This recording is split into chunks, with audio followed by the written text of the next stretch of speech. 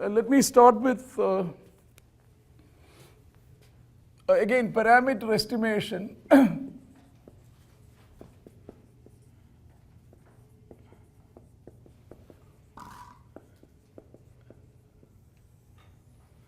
But today onwards, we are going to deal with non-random parameters.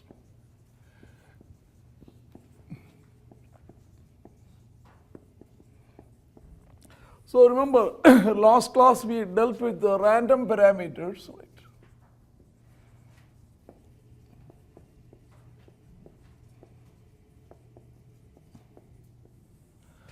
So here theta is random, so it has its own density function, right?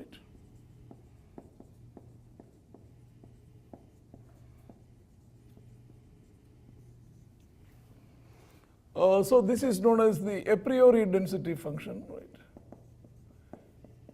A probability density function. So you draw, it has some shape, right? So this is f of theta, right? It being a random variable with a PDF, of course, it has got all the,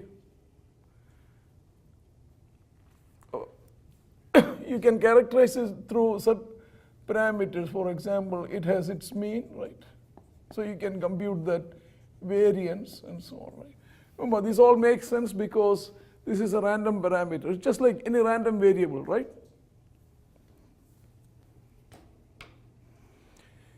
And then the data comes in. So data is, of course, and of course, as I said, this is where the experiment comes in, right? So you will try to collect the data to estimate the unknown. So of course, you need to design an experiment, and you have to be careful enough that the data captures the parameter. That's your job. How do you? So what is the best experiment? How do you collect the best data? That's a completely different question. But the data is, because of the noise, this and that, data is inherently random, right? And so we can say that, so the data has its own joint density function. But as I said, it is certainly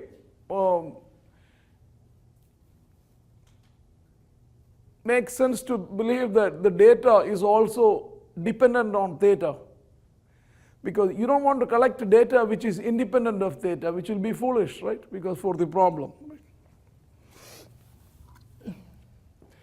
So the big question is, so we also know that it certainly makes sense the joint density, the data and the theta are correlated. Of course, that's one.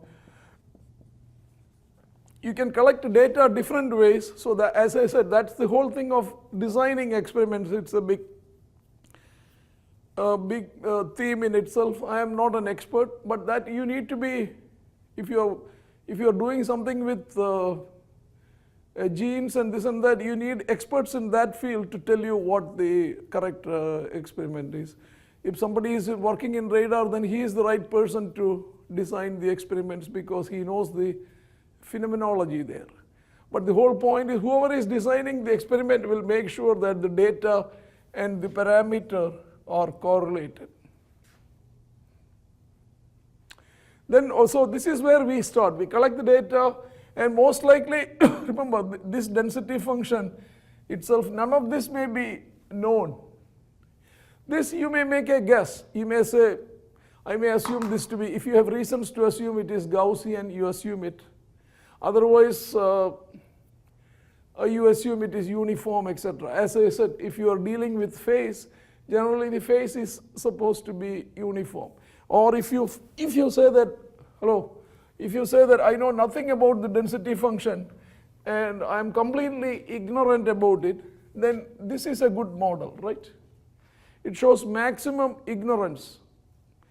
Because if you say my density function is like this, that means these values are more preferable, right? Because the density function peaks around here. That means these values are more likely.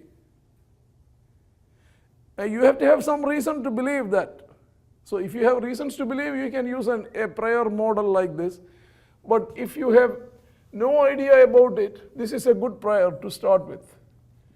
I mean, something like this. So you know the range, and over the range you assume it to be uniform. Okay, that is generally, so uniform is a good prior. Then we looked at, so we want an estimator. Estimator, thank you. Estimator depends on the data. Of course, we want the best estimator.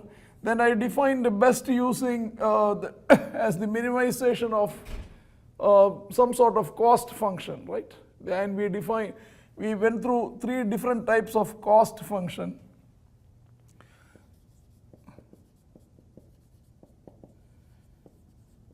So cost could be a function of error, and the error was defined as theta minus theta hat, right? Remember, error is also random variable because theta is random. Theta hat is anyway random because theta hat is a function of the data. So what makes sense is the cost itself will be random variable. So we looked at the expected value of the cost to minimize, okay? Then this cost function, we looked at the absolute value of the, right? So we looked at minimizing, what is it? Theta minus theta hat absolute value squared, right? Minimize this over theta hat. That led to MMSE estimator, right? And the estimator turned out to be, remember, so the MMSE estimator turned out to be what? Right, it is the conditional mean of theta given data, right? So that's integral theta multiplied by the density function of theta given x. Right?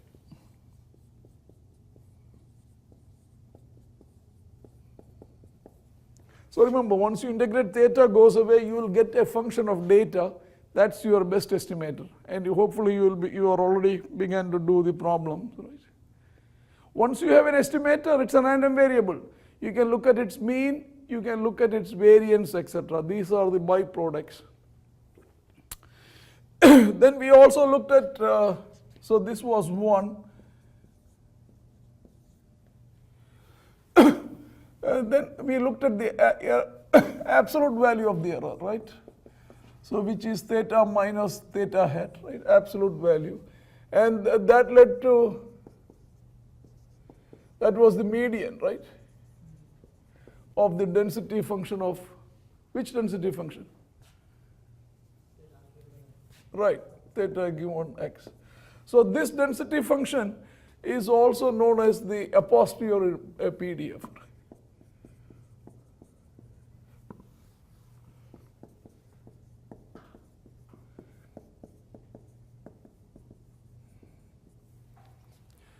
So your a priori may be like this.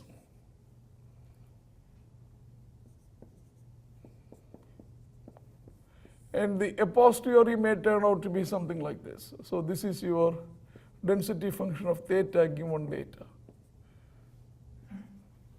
So look here, both are density functions about theta. Both are, variable is theta. If you look at this, it says, I have no idea. That's what it says, right? Maximum ignorance. Whereas here you see, the data has reshaped to this density function from here to here. And I went through all this. You get to find this density function, you can use the Bayes theorem, because if you know this density function, then this is, remember, this can be of course written as f of x given theta multiplied by f theta. So once you know that f of x given theta, f theta, you divide by fx. And to get fx, you simply integrate out theta here, right? You can get this. So this is the a posteriori PDF. Its mean is the MMSE estimator. So its median is the absolute value error optimizer. And the third one is we looked at this cost function, right? So small error has no penalty, and this led to the map estimator, right? So map estimator is the maximization of the posteriori PDF. So this is your map estimator. Remember, we don't know where the peak is. This peak will of course depend on the data. So that's what I meant. The data is always the important stuff. So you need to collect good data.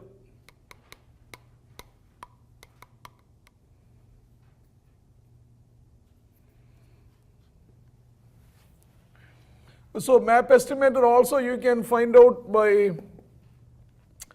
if you're looking for the peak, that's an ordinary, so to find the peak you always take the derivative and equate to 0. Of the PDF being a non-negative function, you can either do the derivative of the PDF or the logarithm of the PDF. So to find this, you can take the derivative of the log of f of theta given x and equate that to 0, right?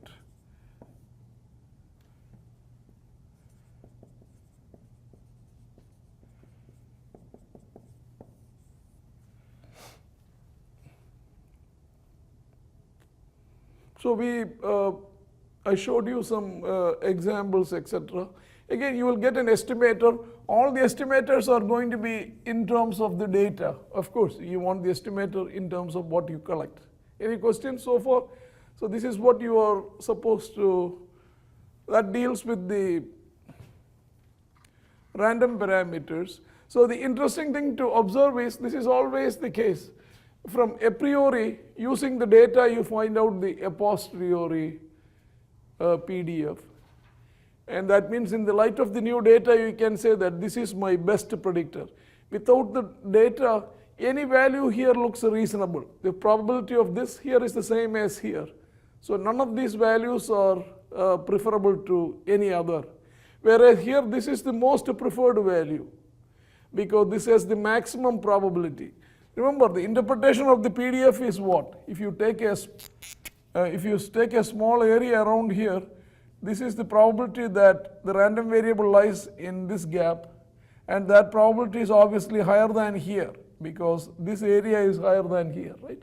So that's the interpretation of the density function. So this density function has been modified to this only because of you happen to do an experiment and collected the data. So the data helped you to, here you have completely lost, you have no idea, whereas here it says that this value is the most likely value. Of course, if you change the data, you may get a different estimator, but that's the principle of maximum likelihood. So you could say, all right, if that is the case, why not try all these ideas here? So let's try to see what happens. Remember, theta is once again unknown, and you have data x1, x2, etc., xn. So by the way, in machine learning, you, one way or the other way, you need to, so you have some a priori information, you collect the data, the whole idea is using probabilistic rules, etc., you find the a posteriori PDF. Then you have all these issues. If you want to make a prediction, depending on which criteria you want to use, you can use, or if you use the most likely value, that's going to be the map estimator. Okay. I also showed you last time that if the data and the parameter are Gaussian, all these three estimators lead to the same thing. So you should try to reprove it. MMSE estimator is the same as theta hat absolute, is the same as the map estimator. Okay. Now, the first observation here is when the parameter is simply unknown, there is no a priori PDF. It is just a constant. It's a constant but unknown. So of course you still collect the data, and I still want the theta hat, an estimator theta hat. Theta hat of course is a function of data.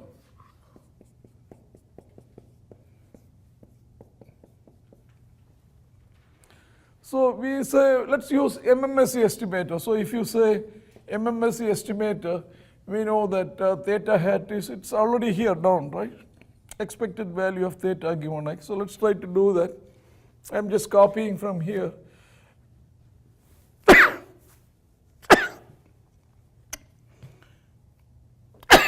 Excuse me. So that's integral theta f of theta given x d, d theta. But remember, this theta is a constant. So this theta goes outside. Whatever it is, it's the area under a density function. So what do you get? All right, so you get the answer to be theta. So what does that mean? Look at here. Your unknown is the same as what you are looking for. And this is not going anywhere.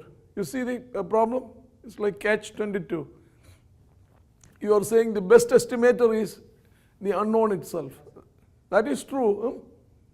How can you pull theta out of it? Because look at here, theta is a constant. Okay. That's what I told you earlier, theta is a constant. Whereas here you can't do that stern because theta is a random variable here. So this doesn't go outside. So what I am trying to say is that in the case of non-random parameter, this method doesn't make any sense because it's not going to give you anything. It's, of course, there is no contradiction. It says the best estimator is the parameter itself. I mean, that's okay, but that's not useful to us. So you'll do the same thing. If you use the other ones, you're not going to get anything meaningful here. So you can see the non-random parameter problem is a little more difficult. So we have to do something else. We have to change our thinking. So this is where I'm going to bring in some statistical ideas.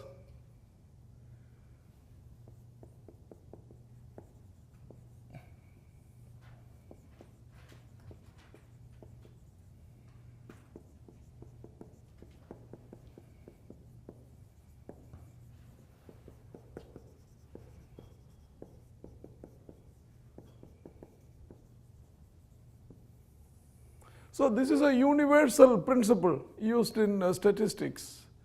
So let me explain to you what it is. This is due to, I believe this is due to Fisher, who is supposed to be the father of modern statistical ideas.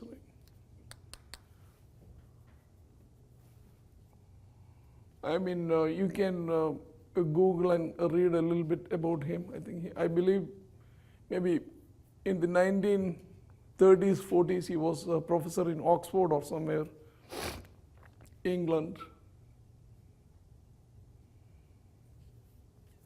So here, the idea, the general idea is the following. Once you have, so once again, theta is unknown.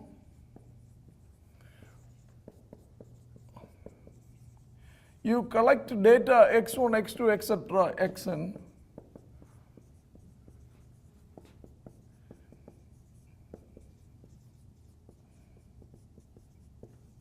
Still, when you collect the data, you will keep this in mind. You certainly don't want to go and collect some data which has nothing to do with the unknown, right? So of course, you hopefully you design the experiment such that the data has been collected. So on the other hand, because of the noise, etc., these are random variables, right? So they have a joint density function. So saying that we collected the data is the same as saying that these random variables have a joint density function, right? But the important thing is, as I said, there is no point in collecting the data which has nothing to do with theta. Look at here. This is not a new random variable. It is simply emphasizing that whatever is this function also depends on theta. You say, I'm going to collect the data which will have nothing to do with the theta, then you are wasting time, right?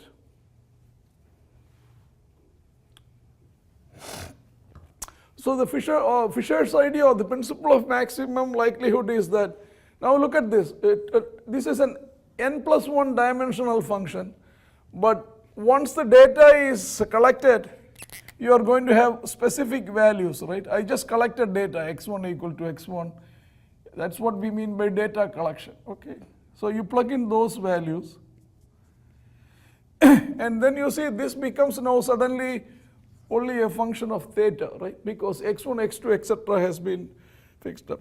So what the Fisher's idea is that you plot this function.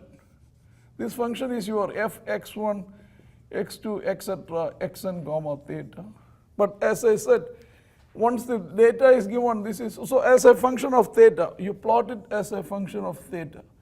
The only thing that is unknown here is theta, because you just collected the data. And the principle of maximum likelihood says that choose that value of theta which is most likely suggested by the data. So I will write it down here.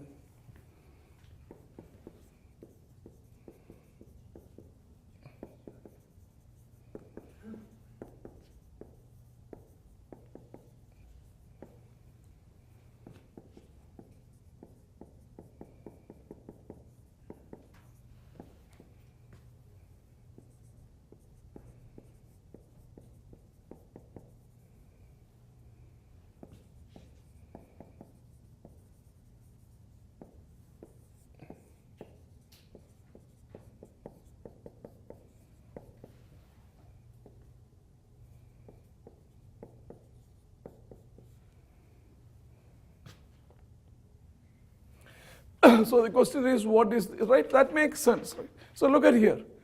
You plot the joint probability density function. This is, as I said, what is the meaning of this?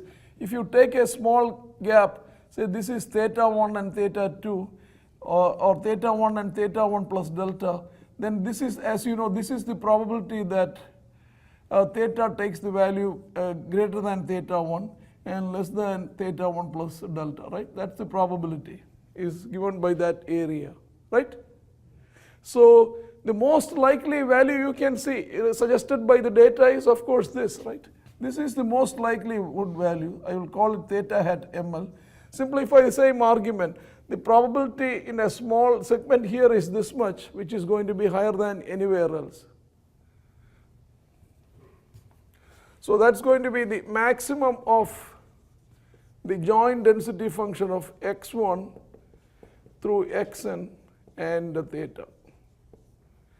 So this is a universal principle. Whenever you collect data, this is known as the maximum likelihood principle. It's very simple, easy to understand. So the joint density function is what we are calling also this is known as the likelihood function. It's a fancier name, but it is just the joint density function of the data points. Okay.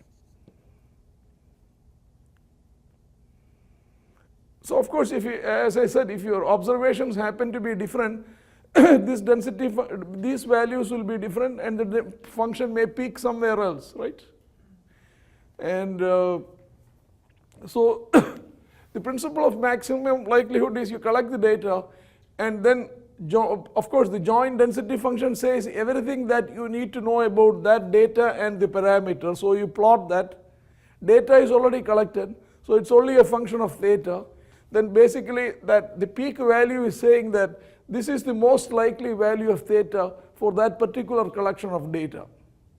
So again, it's a peak value. This is not the same as that. Remember, that map is something else. You look at the a posteriori density function, and for that particular cost function, again, the peak happened to be what you are looking for. But this is a completely different philosophy. Both are looking for peaks of two density functions, but this is saying that where the density function peaks is the most value of the unknown that you are looking for. So in any case, this is the principle of maximum likelihood. So to find that you can, to find the maximum, remember, any density function is non-negative, so either you can look for the maximum of the likelihood function, or also you can look for the maximum of the logarithm of the f function.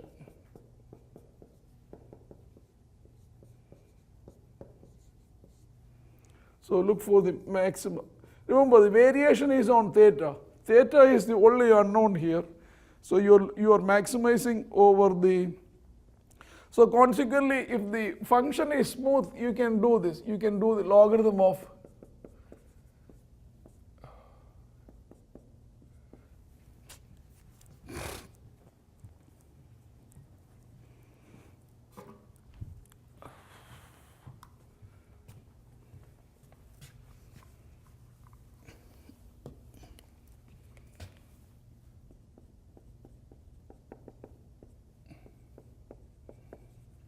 so you equate this to 0, take the derivative with respect to theta, and solve for when theta equal to theta hat ml. So if the function has, otherwise you simply, sometimes you cannot do that, in which case you simply look for the maximum of theta of the density function or the log likelihood function of the joint density. Again, you see, most of the time I will use a semicolon to denote that the last variable is just a variable. Okay. This is just an unknown. These are the random variables, right? It's clear to you. Whereas in that problem, you had n plus 1 random variables. And we were looking at the a posteriori density function of the random variable given the data. So you need to go home and write your own notes so that that's not maximum likelihood, that's something else, the map estimation. Whereas this is just a very general principle. You don't need anything, we don't have a cost criterion or anything. What it says is you simply compute the density function and plot it. Where it peaks is obviously the most likely value of theta. So that's the maximum likelihood. Now this is easy to explain, easy to understand, but it is so fundamental I'm going to do a few examples. Okay. Excuse me, Professor, and the principal maximum likelihood is specified to constant value. Yeah, because if it is not a constant, it is a random variable, already it makes sense there, right? And if it is a random variable, this doesn't make any sense because you have to treat this as a random variable, right? Then what it makes sense is we can look at the a posteriori density function, which we already have. So we have already dealt with the random case. When the parameter is random, for a particular cost function, the a posteriori density function peak makes sense, right? That's called the maximum a posteriori estimation or the map estimator. Here the parameter is just unknown, not random, right? Yeah, I already wrote here, right? These are non-random parameters. So the parameter itself has no PDF. But why there is a PDF is because of these random variables, okay? x1 through xn. But this is unknown, so you can plot this as a function of theta and see which value, where it peaks. So that's physically or picture-wise, this is the maximum likelihood estimator. Okay? You mean the whole area? I'm asking whether the whole area under likelihood function equals 1? Of course, this is a density function, so area will be 1, right? Yeah. Area will be 1. Area has, any density function area is 1, right? So what is your confusion? Or? No, please go on. Everything is good? All right, so look at this again. You collect the data. Data is inherently, yeah. So the point of maximum likelihood in this case is just 1 point. Maybe not, because look at the way I have written. Now, first of all, let's look at the definition. A definition says this makes sense, right? It's any kid will say this is fine because if you collect some then data, somehow if he can figure out the most likely value of theta, then that's what whatever the data is saying, that's what we want to grab it. So Fisher's idea is that you plot the joint density function. It will naturally has to have wherever it peaks, then if you plot it against theta, it would say that from this, the probability that theta will take value around here in this interval is higher than any other interval, right? That's pretty clear. So that means this must be the most likely value of theta. But that doesn't mean this function is, as I have written, unimodular or something. Look at here, there is a local peak here, local peak here, local peak here. So if you take the derivative and equate it to 0, you may get multiple peaks. All right, then of course you can look at all those plots, plot and find out. Other way of saying that this is the maximum likelihood is the mode of the density function of the data, right? This is the mode, the peak value, right? Hello? In any density function, the peak value is known as the mode, right? I'm just saying that's the definition. Okay. So the principle of maximum likelihood is either you do this, or in cases where the density function is smooth and so on, you do this. I'm going to do a couple of examples, then I just made up 2 problems for you to try at home. So this will be a bonus homework for you. So you do this and bring it next Thursday. But most of that I am going to do it here. You just need to complete something. So any question on the maximum likelihood estimator?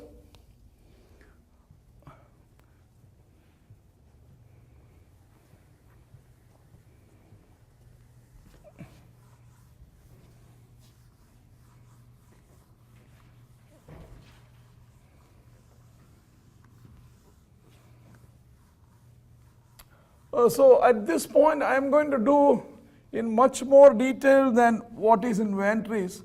So it will be a big mistake to simply keep looking at Van Trees alone. Okay. As I told you, this is the time to go into other books, statistical books. So the book I have been impressed is this one. I think you can buy it for a few dollars now, used book. I'm going to pass this around. This is the book by Rohatgi, Introduction to Probability and Mathematical Statistics. So this will help you. You can look around. You know where to buy used books, right? So you put it in. If you're lucky, you'll get it for a few dollars, right? So you can pass it. So I used to use that since when I was a graduate student. And another book is, as I mentioned, Raos' book. So idea is to understand the statistical concepts, then you can apply to your own problems, right?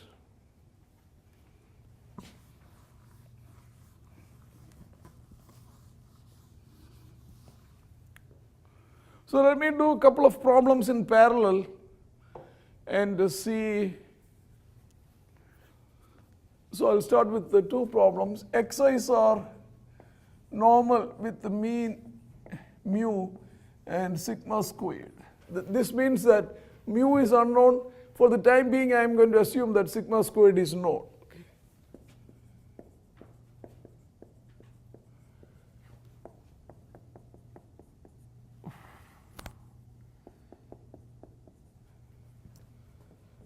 Do you know how to read this problem? It says the observations are, look at here, a Gaussian with unknown mean and known variance. Yeah, that's a good idea. You can take a picture and send it. And it seems I collect n data points. They are all independent. What is independent? The data is independent. Independent and identically distributed, right? And then let me do a similar problem. Xi's are uniform 0 to theta, I equal to 1 through n, IID. So you know how to read this also, right? The observations are uniform. That means each observation looks like this.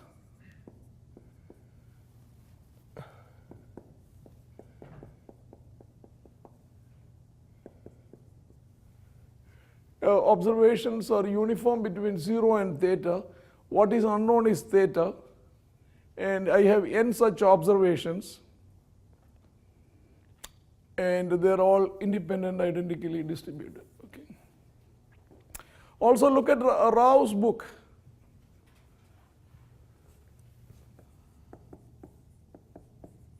I think it is there in the outline I gave you, right? C.R. Rao. Title of that book, the Rao book. I think it is Statistical Inference and Applications. Is that? That's right. Is that on your website? It's, remember, in the very first class, I can send it to you again. You have it? Yeah, linear statistical inference and application. Okay. The linear statistical inference.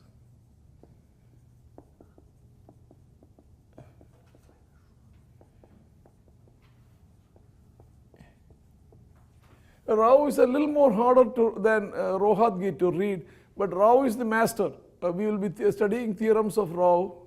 I think Professor Rao is still alive, 91 or 92 years old. Right? And this is a very classic book also. Excuse me.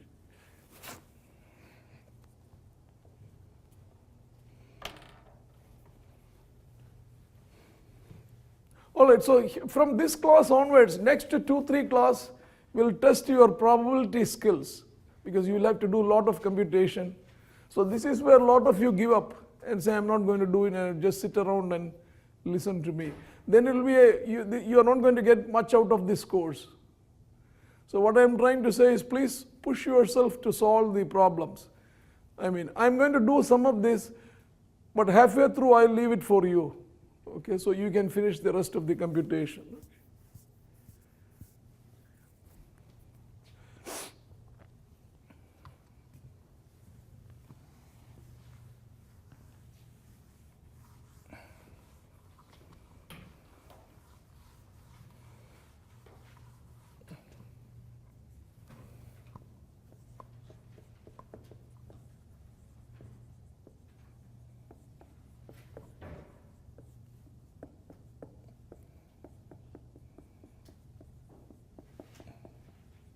This problem is solved in the notes, but anyway, I'll quickly do it for you.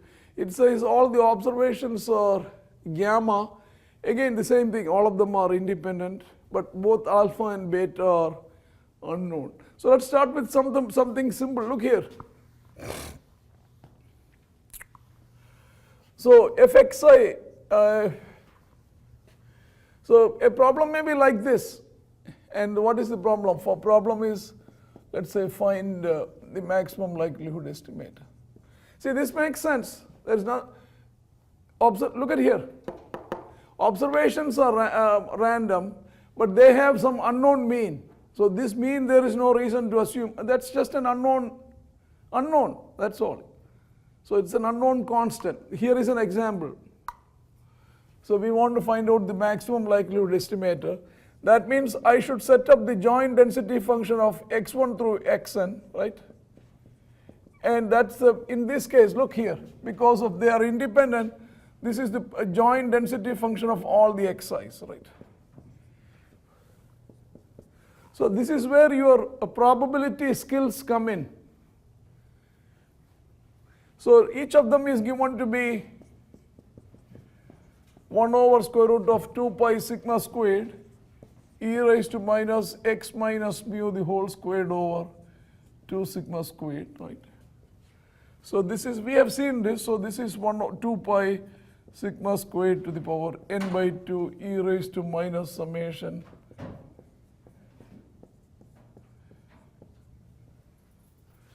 so of course if I plot it, you know, this will look like this, right? In this case it looks like this. So anyway, it's a smooth function.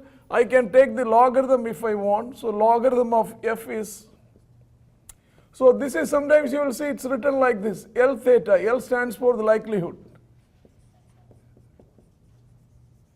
So remember, the likelihood function is the same as the joint density function. As I was saying, this is known as the log likelihood function. That's what I wanted to write here, log likelihood function.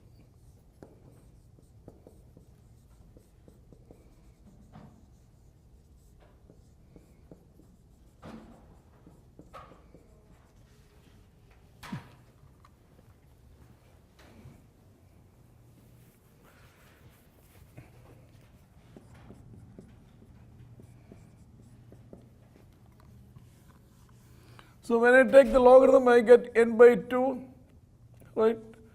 Log of minus n by 2, right?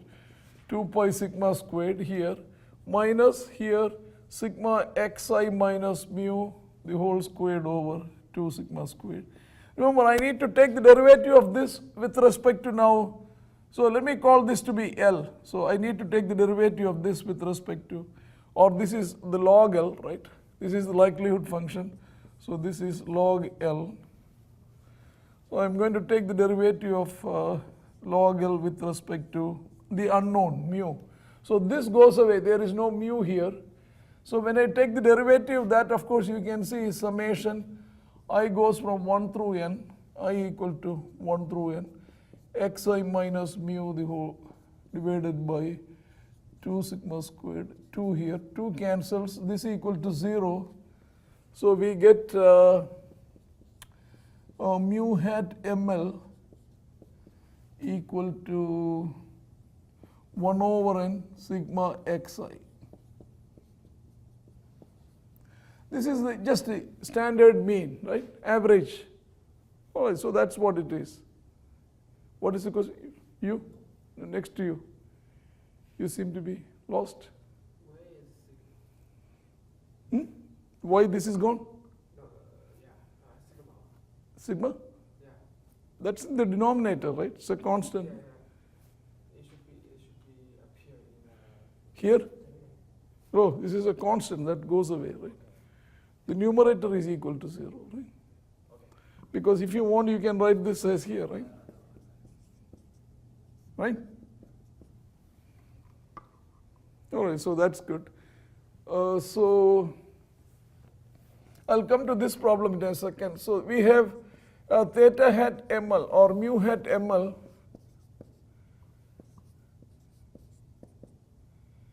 is x bar, which is 1 over n sigma xi, I equal to 1.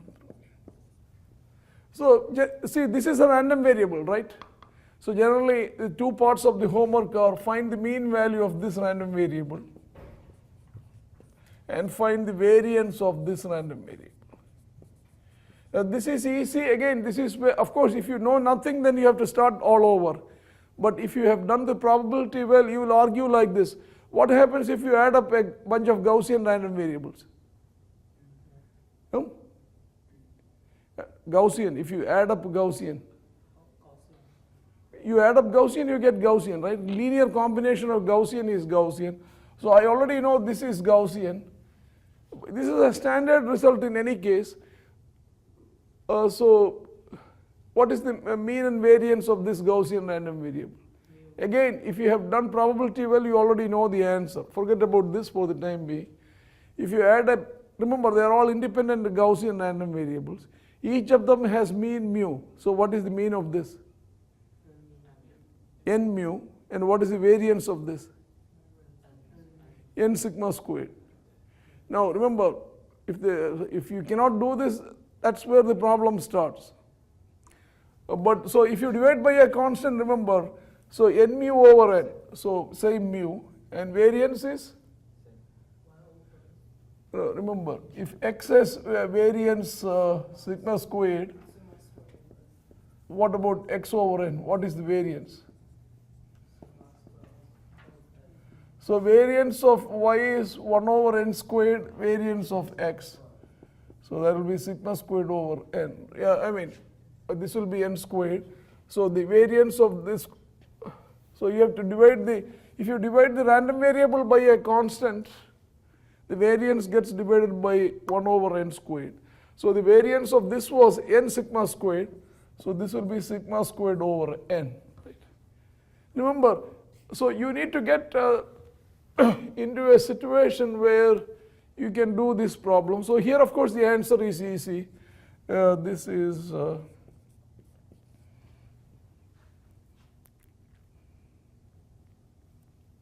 you see here, this is a good property. I want you to pay attention, and we will come to that.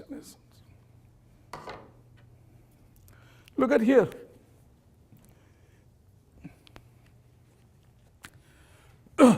Concentrate here. It says we found an estimator. Of course, estimator is based on the data, right? And that says that the estimator mu hat is such that its expected value is what you are looking for. Isn't this a nice property? Remember, this is a random variable inside quantity. So the question is, if you look at its expected value, it's back to what you have been looking for.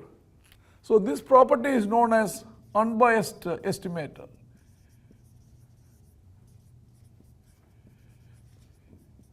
Let me show you a biased estimator. If you want to see a biased estimator,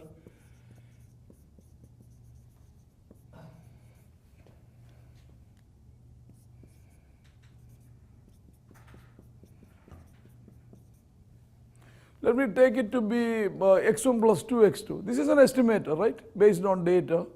So its mean is, as you can see, is this mean is mu. This is 3 mu. That's not a good property, right? We want this to be, right? So this is a biased estimator. So an unbiased estimator is where expected value of the random variable, expected value of the estimator. So what is an unbiased estimator?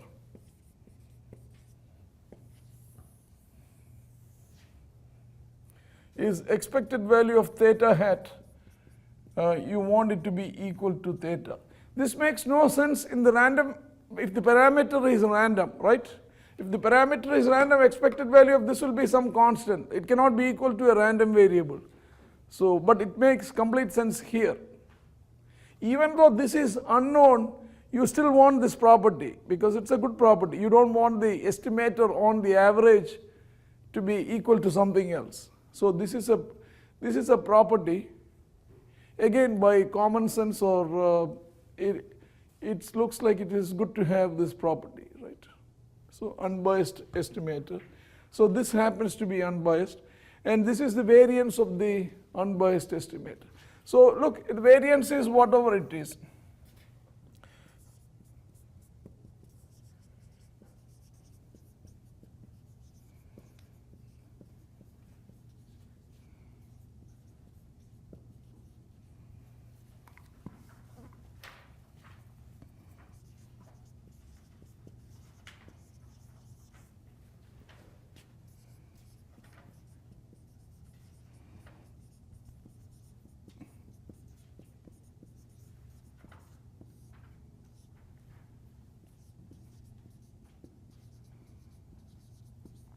Well, if you have some variance, you can always get greedy, right?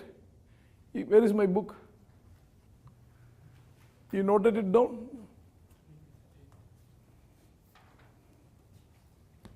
So you can ask, is it possible to find, by being more clever, another estimator with lower variance? In some problems, that may be true. Then which estimator will you take? Hello?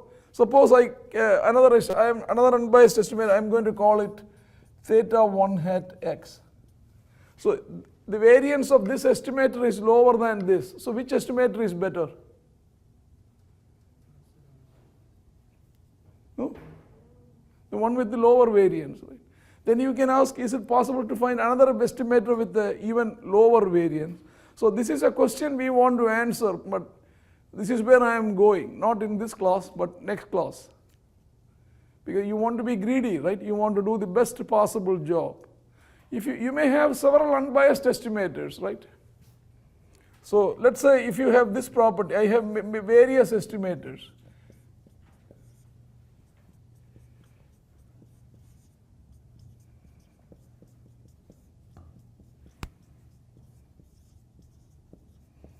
Look at here. I wrote 3 estimators. All the 3 are unbiased, right? Because all their expected value is equal to theta. Which one is a better one? What? Which one is better among the 3? All right, so the common sense is the one with the lower variance. But it still doesn't stop here. You can say maybe he can find out another estimator theta 4 hat with even lower variance. So where do you stop? So we will address these questions. This is one of the theorems of Professor Rao. Next week, we do need to develop some more ideas before I go there. But so this is a case where we have an unbiased estimator. So let me go to the next problem, this problem.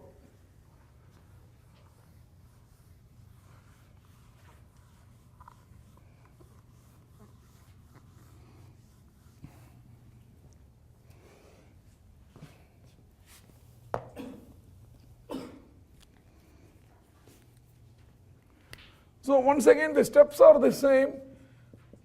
I want x1, x2, etc., xn. Again, all of them are given to be independent. So this is true, right? And each of them has this form. So this is, remember, this means xi is between 0 and theta. Look at here. I'm literally reading from here. This is theta. Xi is between 0 and theta. So this is 1 over theta n, right? This is constant. Now this is the thing you need to develop, because in 3-4 weeks there will be an exam and there will be problems like this or even a little harder, right? So this says x1 is between 0 and theta, x2 is between 0 and theta, etc. xn is between 0 and theta, right? So each of them, right? Each of them is between 0 and theta. So instead of writing this, can't we write it like this? So what can you say? What is the condition on the minimum of them? Anyone? All right, so that's larger than 0. And how do you take care of the other one? Maximum is? Less than theta, right? So if you can bring in, and so if you want, so if I draw this, it goes like this, right?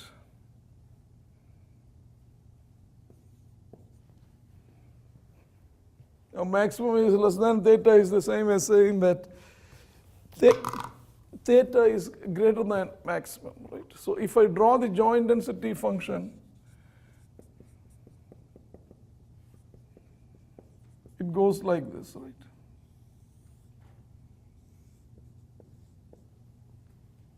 Right? Because look at here, it is 1 over, it goes down as 1 over theta to the power n, but theta is greater than this value. So this value must be your maximum of x1, x2, etc., xn. So what is the maximum likelihood estimator for? You can look at the diagram and see which one is the maximum likelihood estimator here. What is the, remember what is the principle? It says plot the joint density function and find that value of theta where the function peaks. Where is it? So you don't need to do any density function, you can just see it.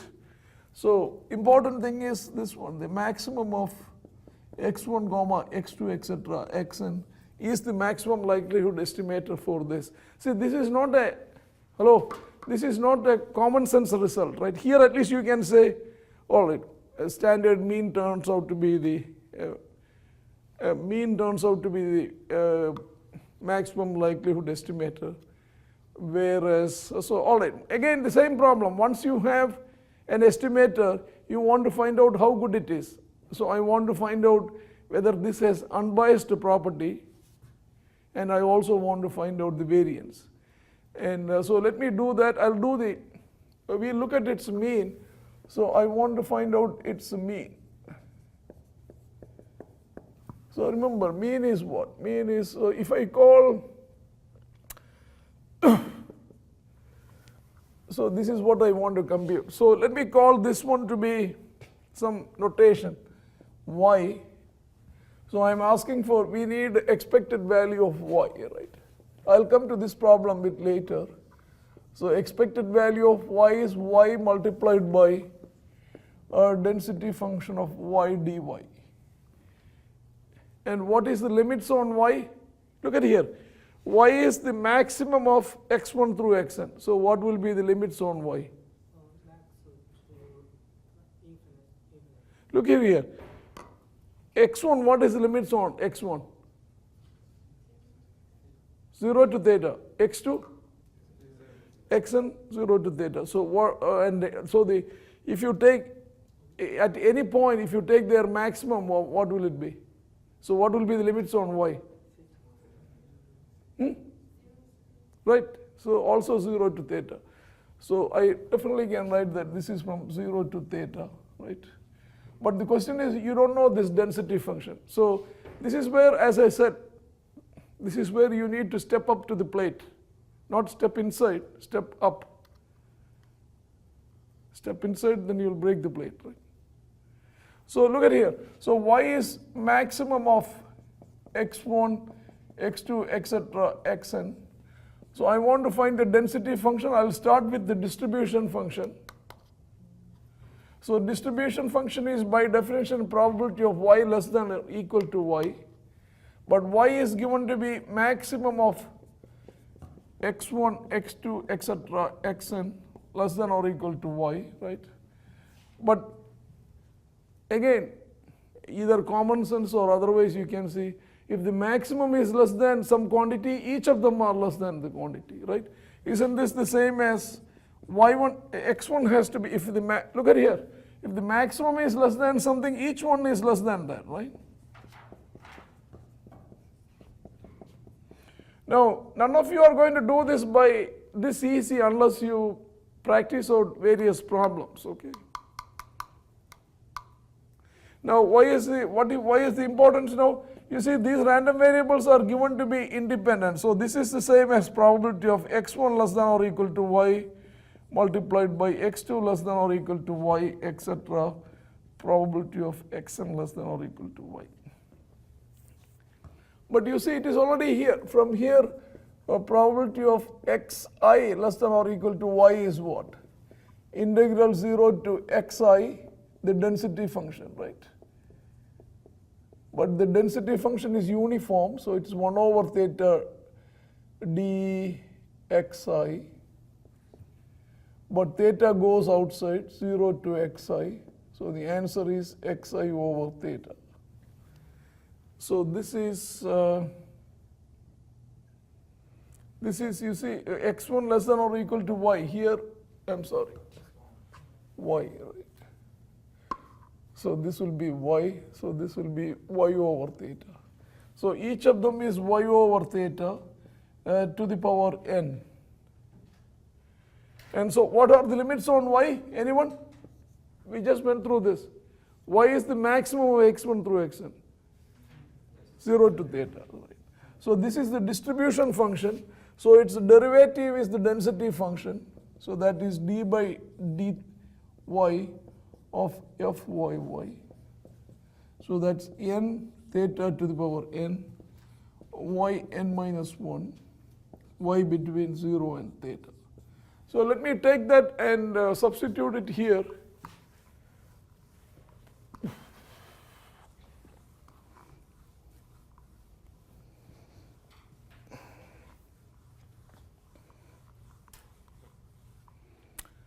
So this gives you integral 0 to theta y, what is it, n over theta and y n minus 1 dy. So that's n over theta and integral 0 to theta y n dy.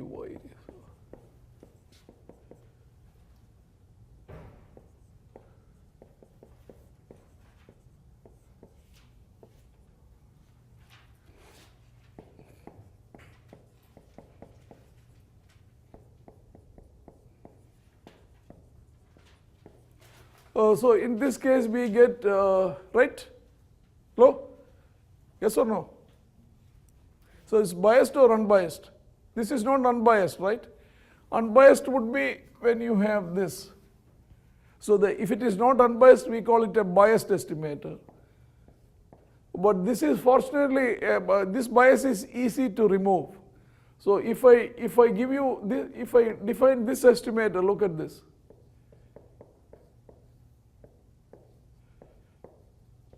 What is the property of this estimator? Theta 1 hat. This is unbiased. This is not the maximum likelihood estimator. So this means the maximum likelihood estimator is biased here.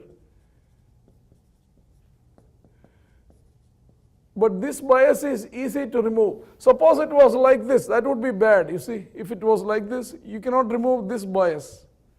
But because it is just a constant here, n over n plus 1, this is an unbiased estimator for theta. Why is that? Since if you take the expected value of theta 1 hat, that will turn out to be theta, right? So that's an unbiased estimator. So the I showed you an example where the maximum likelihood estimator is not unbiased. Look at this example. The maximum likelihood estimator for mu is here unbiased. So maximum likelihood estimator may be biased or unbiased because you have examples both. Okay? And now you can go home and try to find the variance of this estimator.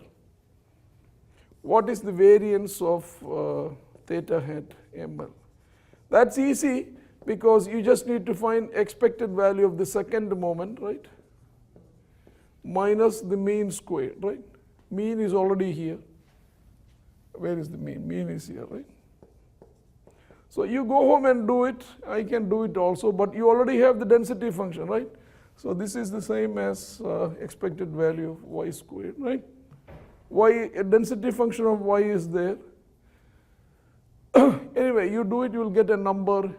So, and we'll come back to all these problems a little later. So let me just quickly do the third problem. Any questions before I move away? Yeah. I want to know why max is what Is the average?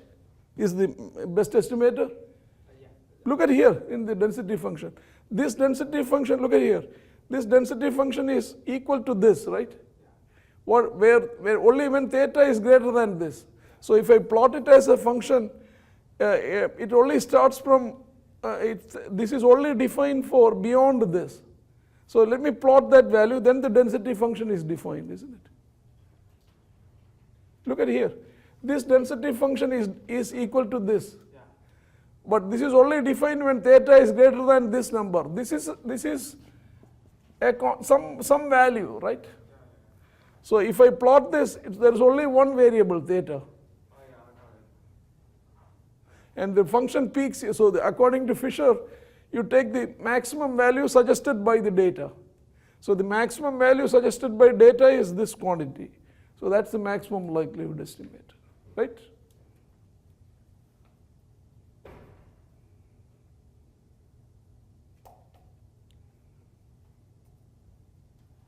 All right, this is done in the notes, so I'm going to do it quickly.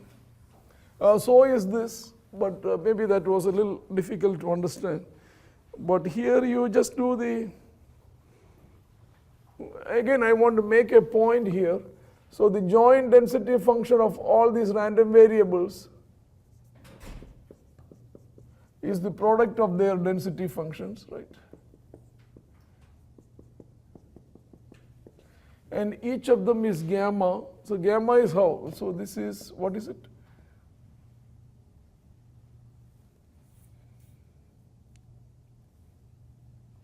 Alpha to the power b. Somebody can read it? What?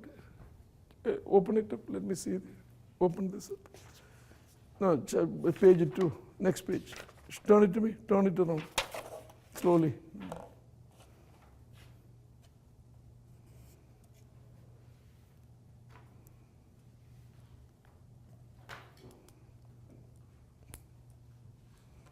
Beta to the power. Hold on. It's the other way.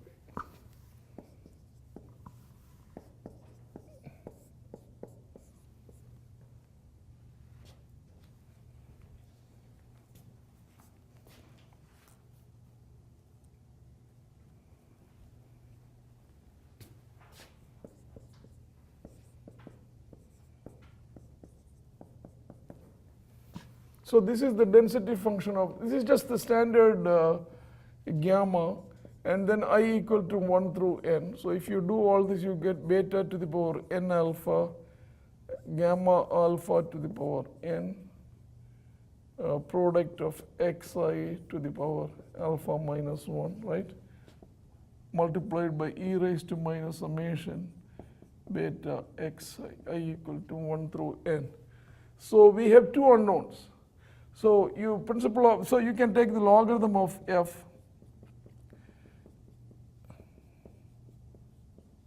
So this is your likelihood function in alpha and beta, log likelihood function is going to be n alpha log beta minus n log gamma of alpha plus alpha minus 1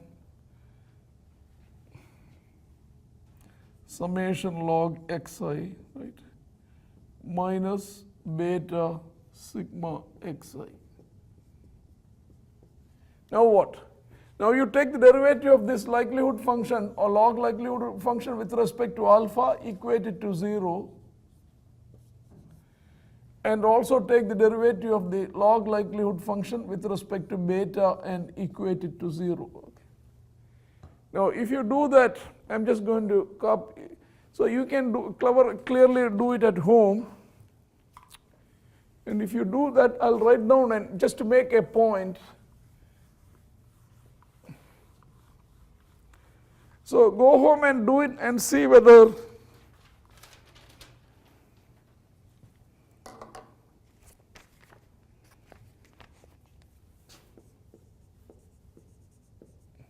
so you get two equations, right? D to 1. So put alpha equal to alpha hat ml, beta equal to beta hat ml. So we can solve, it's going to be a coupled set of equations.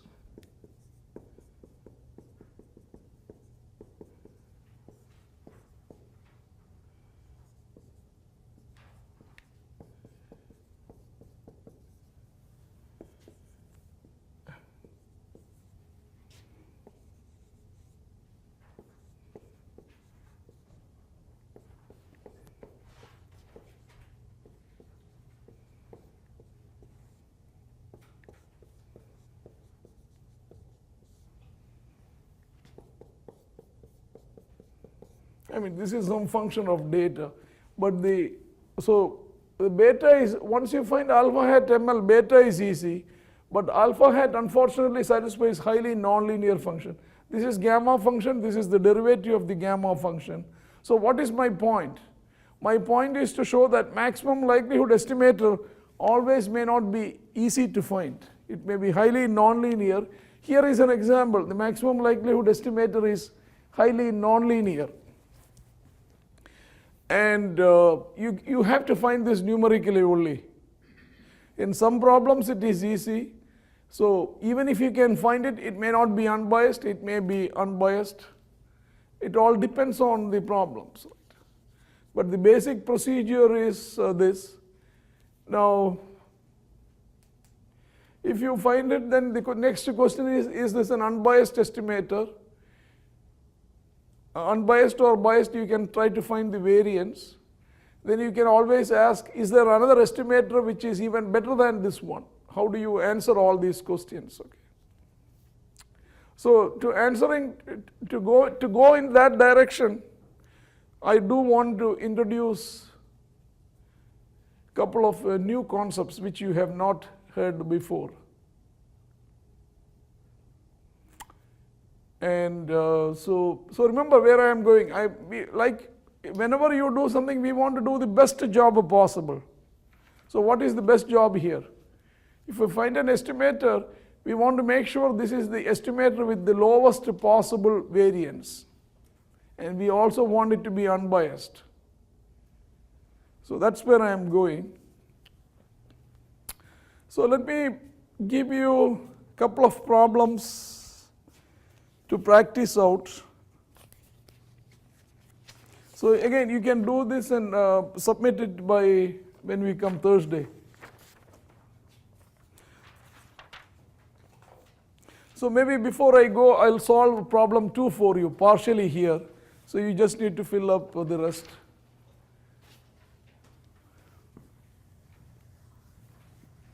So then we will.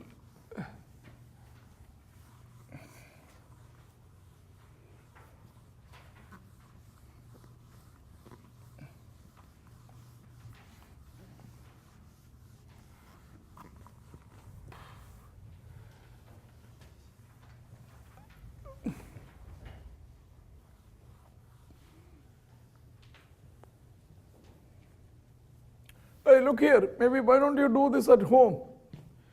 Suppose now you assume the other way. Mu is known, sigma squared is unknown. So if the log likelihood function is the same, except take the derivative with respect to sigma squared and find what you get. So you'll get the, why don't you find in this problem, so let me write down two problems. Mu is known. So you take this as problem 3. So I want you to find the maximum likelihood estimator for, so define theta to be sigma squared, this is unknown. I want you to find out the maximum likelihood estimator for sigma squared.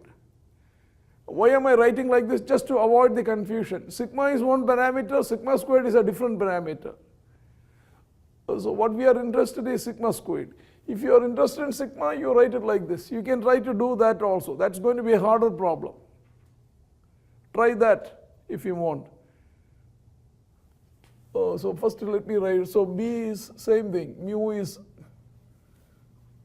known. Define your parameter to be sigma. See whether you can find the maximum likelihood estimator for sigma. And the C is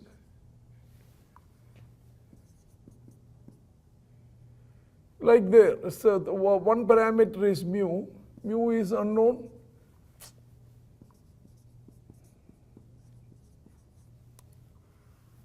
So both mu and sigma squared are unknown. So what I want is, I want the mu hat of ml and theta hat ml. Remember that you can proceed exactly the same way we did in the gamma case. You write down the log likelihood function, take the partial derivative with respect to mu, take the partial derivative with respect to theta, which is sigma squared, equate to 0, you get two equations, solve it and see whether it is coupled. Here it was coupled. Here you will find, fortunately, they are uncoupled equations. So, but you have to do it. Once you have all these estimators, try to find their means, try to find their variance, so you have a lot of job to do, right? So take that as the third problem. This is just to, you don't need to do anything, but if you do this, you get stuck somewhere, then you open a book and see how to do it, so you get, you need to get good with your hands, right? So let me do that homework for you, problem 1. So all the data are independent. So it's the product of the density functions, right? And each of them is given to be, what is it? Can somebody read it? It is exponential, right? So with parameter lambda, right? So it is like this. So this now 1 over lambda n e raised to minus sigma xi over lambda, right? So you take the logarithm of f, so that's n log lambda minus sigma xi over lambda, right? So you take the d log f, I shouldn't spoil it for you, so that's minus n over lambda, right? Plus sigma xi over lambda squared, right? Equal to 0. So you solve for lambda equal to lambda hat ml. So you get the solution, what do you get?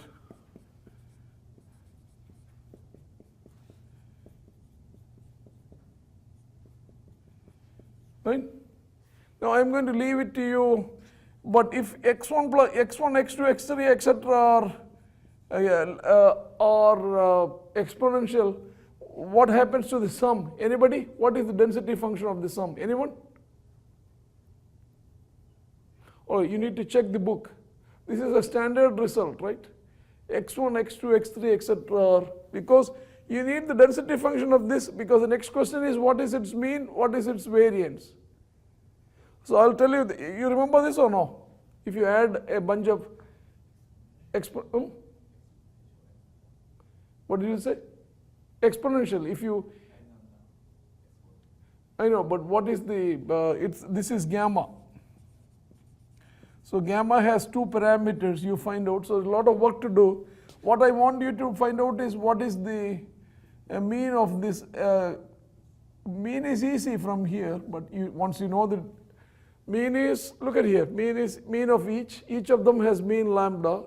So it's n lambda over lambda, but variance you figure out what it is. So this is an unbiased estimator, that's my point. Now I'm going to, so almost the problem is solved, I want you to find out the variance. Okay. Similarly, and again you can ask, even if you have some variance, is there another estimator which is unbiased and lower variance? So that we will address probably next week or week after next. And any questions? Same thing the other one, you set it up and the other one is Poisson, right? I mean, I can do it now, then what's the point of giving you the exam? So, I mean, the problem, right?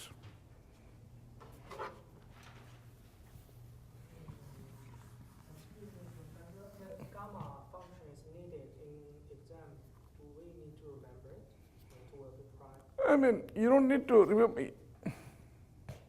So this may be a problem. I mean, you need to figure, if you don't need to remember, you need to find out what the density function is one way or the other way. So you need to do some work, right?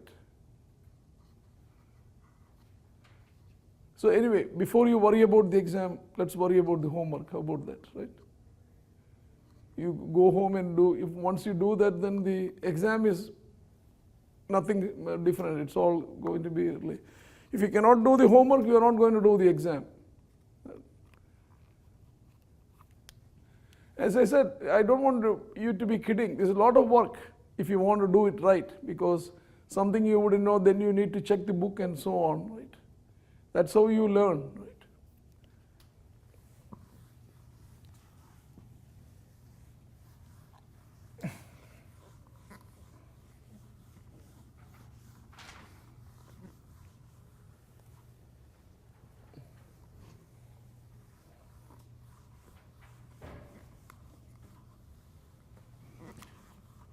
So why don't one of you write a problem number 3 and give it back to me. You have here.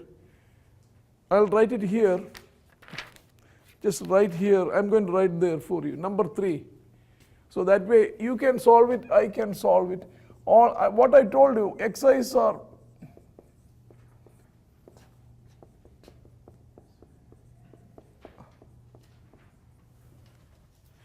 xi's are normal with mean mu, sigma squared unknown. Part A is mu unknown, which we already did in class. Mu unknown, sigma squared known. We did this in class. So the problem is find mu hat ml, find its mean and variance. Okay. All this we did in the class.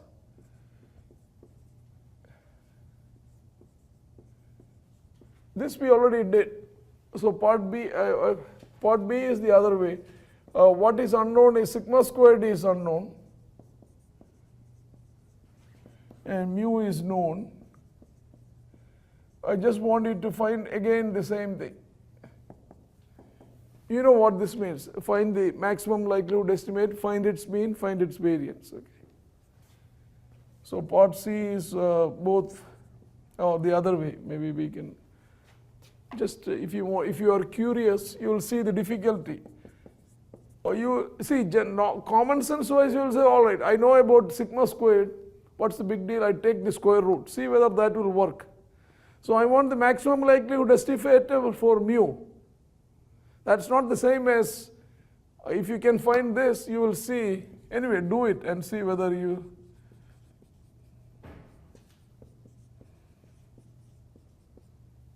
I mean, remember, these two are not going to confuse you, right? If it is confusing you, you write it like this. So it's a different parameter, right? So I want the maximum likelihood estimator. And again, I want its mean, I want its variance. Okay. And the fourth case is both mu and sigma squared. This is very standard problem. It's solved in a lot of books. So you can even try to find out, and then if you get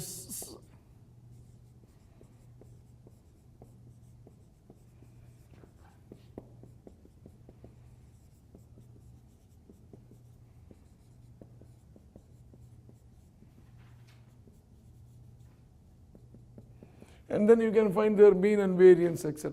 Okay, so this will take a little bit time.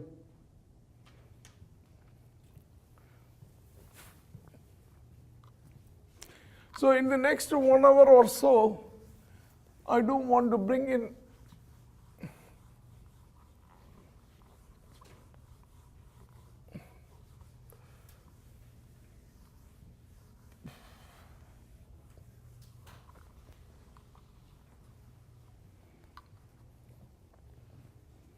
the notions of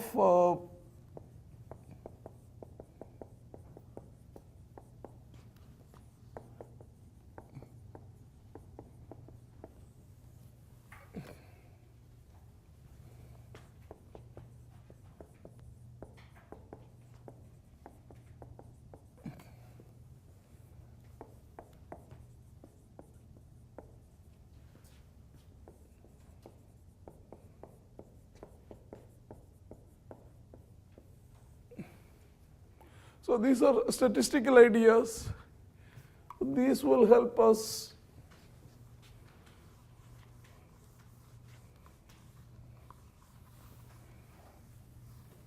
to understand, explain. These are the questions we are interested in.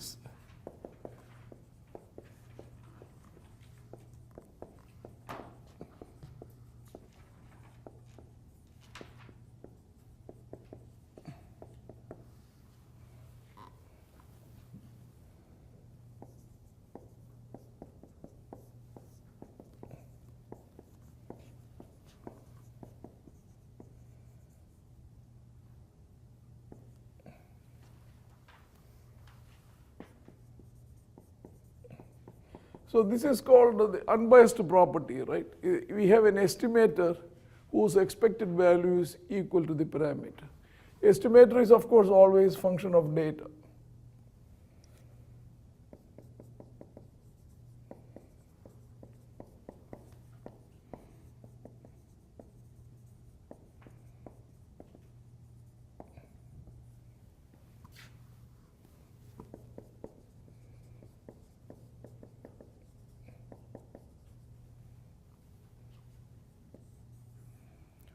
So what do you mean by best? So always we can say, how do you find the best unbiased estimator? Best, I mean the lowest possible variance. So these are the questions we want to address.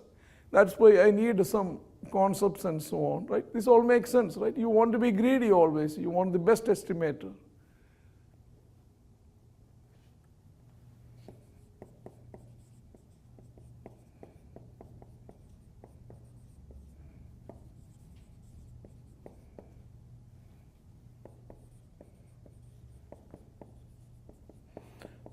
I hope you understand what I'm writing, right? So my question is it always possible to do? Yes, in some cases yes, some cases no. We want to identify when it is possible, and if it is not possible, you take the second best solution, right? First price is not there, then you take the second price, right?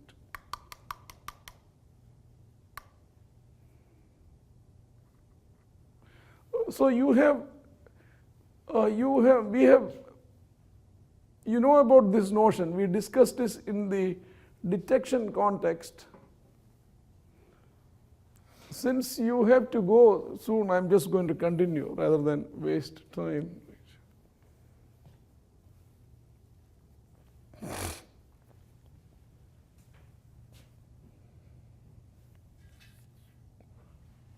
So you have, to start with, you have the data, and you have and parameter theta. And of course you have the joint density function of the data given and the parameter. The joint density function of data depends on the parameter, right?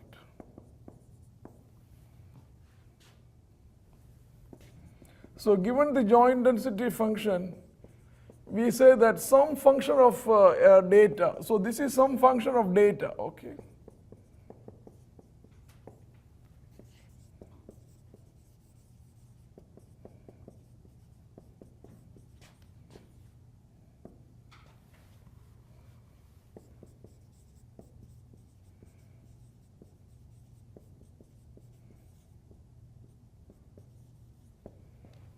follow it. So here is the punchline.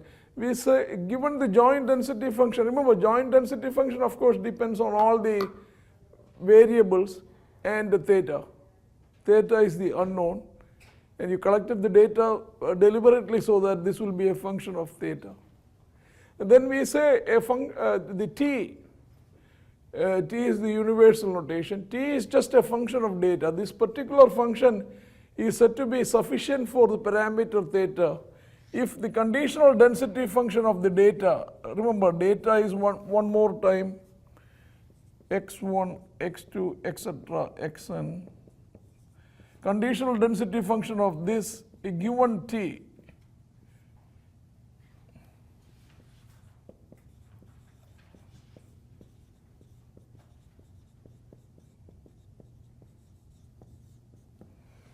so you understand what is written? So the conditional, look at this one, this is not independent of theta, right? This has theta. Whereas if you look at the conditional density function of the data, a given t is independent of, I don't want to use the word independent. Independent means I have two random variables and so on. Is not a function of, remember this, look at here, this is a function of theta. But this is another density function. This is the density function of x given t. This is just the joint density function of x. That's what I meant by statistical ideas. Okay. This is the joint density. This is the conditional density function of the same data but given t. What is t? I am trying. This is some function of data. Okay. So some function. If these values have been measured as x1 through xn, then this will come out to be some number t. So given that number, remember, of course you know what is this, right? You have the density function of x. Density function of x given y is joint density function of x comma y by of y, right? So this is the conditional density function of x given t is not a function of theta. So if you write, that means if you look at this, this will turn out to be some like this. There will be no theta here. That's the definition. This is just the definition. So that you don't have to worry about why this is. So this is where we start with. We are going to define a notion called sufficient statistics.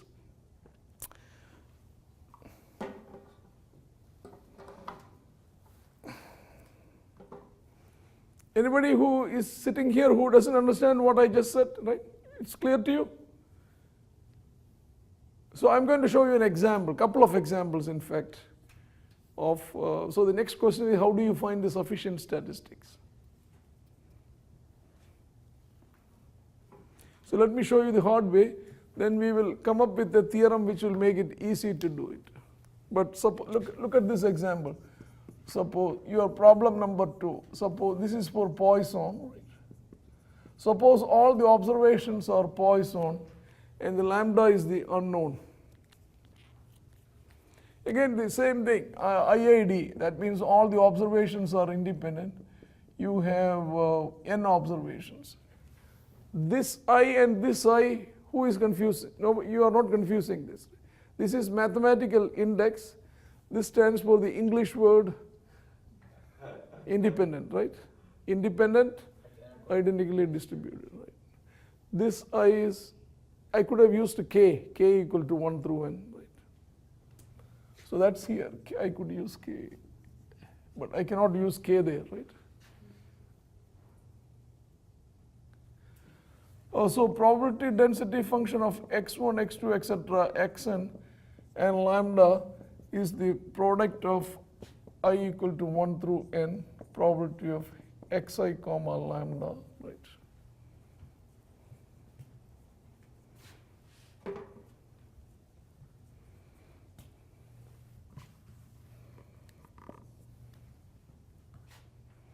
Each of this is of the form product e raised to minus lambda, lambda to the power xi over xi factorial. So this is e raised to minus n lambda, lambda to the power summation xi over xi factorial, I equal to 1 through n, right? That's the joint density function.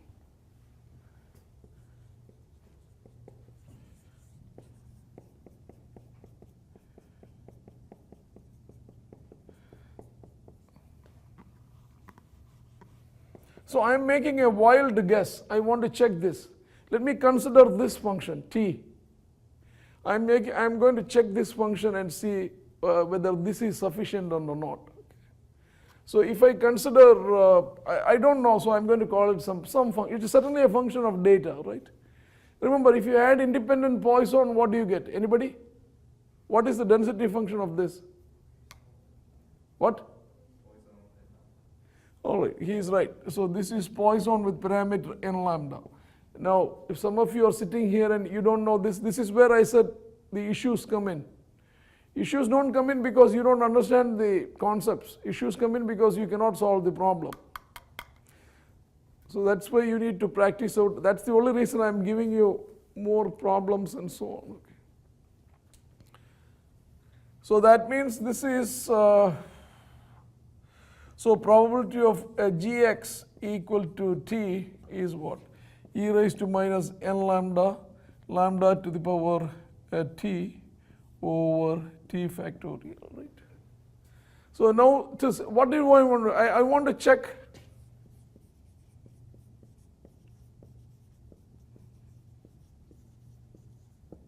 This is what I want to check.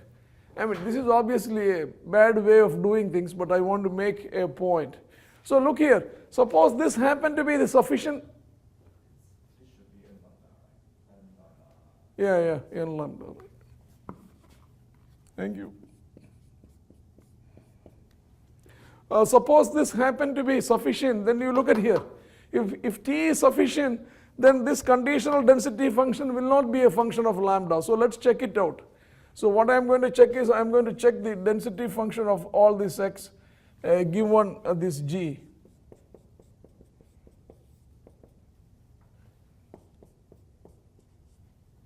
So this is probability of x1, remember I just got lazy here. This is x1, x2, etc., xn.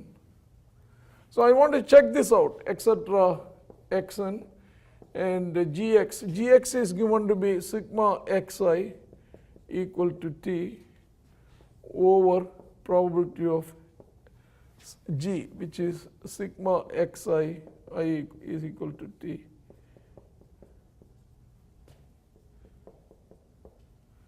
So remember, this is the same as x1 plus x2, etc., xn.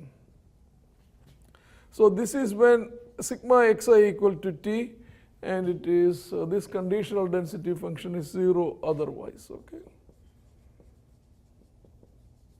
Now look here, saying x1 equal to x1, x2 equal to x2, and xn equal to xn, and this is of course the same as, see the numerator I can write this as probability of x1 equal to x1, x2 equal to x2, etc. Look at here, xn equal to xn. So from here and here I get this is the same as saying x1 t minus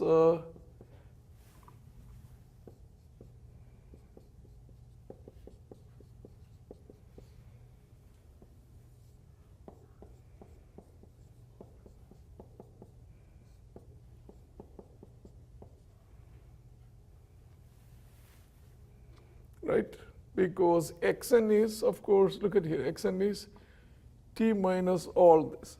Now we can substitute this because this is, now look here, because now I have here, these are independent random variable, but this is a mess. This is not independent of this. So that's why I rewrote it here. Look here now. This is x1, x2, xn. So all these are independent. So you can write one more step, next step, so you can write it like this, right? I can write it here because this random variable is dependent on this. That's how I got rid of this. Now in the numerator now I can, so each of them is Poisson. The denominator is, he already said Poisson. So let me substitute it here, it's easy to see.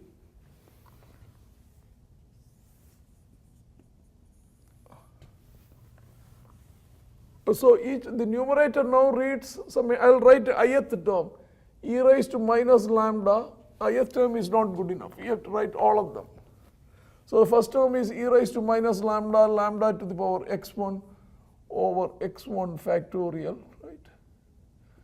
multiplied by etc. The last term is e raised to minus lambda, lambda to the power xn minus 1. Just this term, the term before this, over xn minus 1 factorial.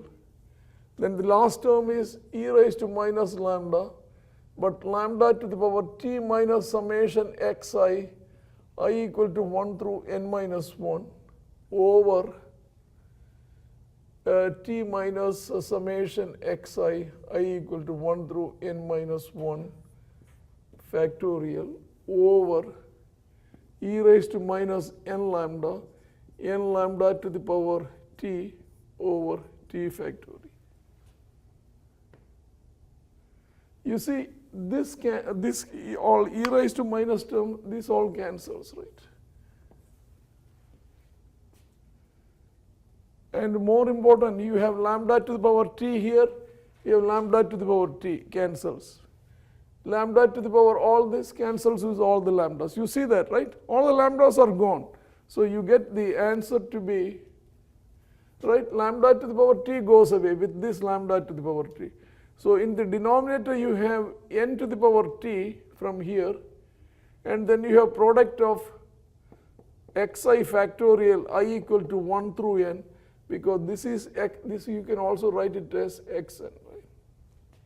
And on the numerator, I guess you have t to the power factorial, right? Anything else? You see, lambda to the power minus this cancels with all the lambda to the power x1, lambda to the power x2, lambda to the power xn minus 1. So you come out with this. Look here, there is no lambda. So we got lucky. We can say that what we started with, this function, is indeed a sufficient statistic. But this is crazy. How can you, I just happened to guess it wildly. Right? I mean, I happened to guess it and I turned out to be right.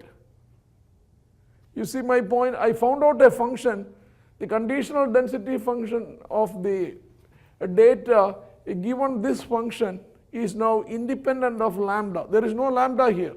But you have to do all this work to figure that out.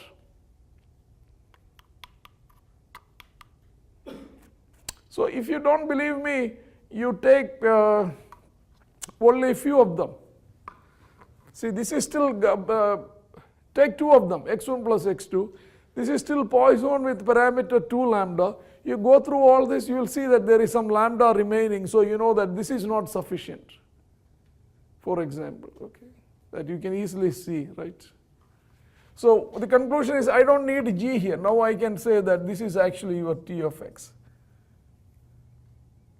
So the answer is yes, this t is, so this quantity, we just proved that probability density function of the data given tx equal to, or given sigma xi equal to t, is not a function of, is only t factorial.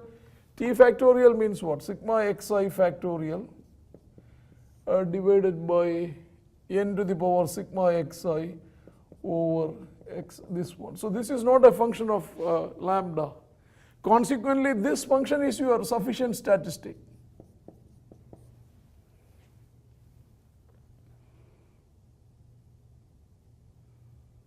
So let me do one more example. And if you want to know, so take any other function and go through the same stunt, you will see that that will turn out to be a function of lambda. Then you know that that function is not a sufficient statistic. So let's do something easier.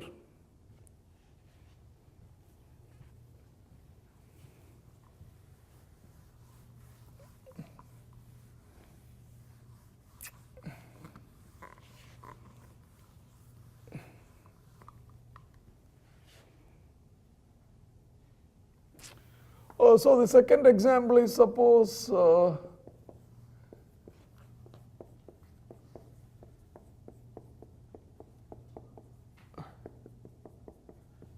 the observations are Gaussian. So the joint density function of x1 through xn is 1 over square root of 2 pi sigma squared. You can go through all this. They are the product of the density function. So you get this, right?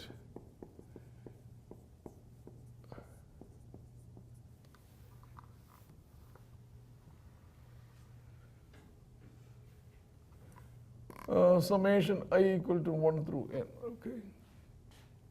Again, we want to know what is sufficient statistics for the parameter mu. So again, I'm going to make a wild guess. Okay, so in fact, I'll make the same boring guess. I'll assume that, so I'll assume, again, I want to check.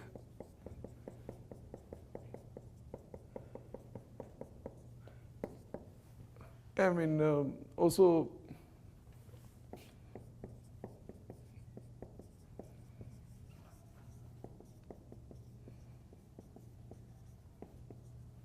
so this is the question. Is this the sufficient statistics for mu?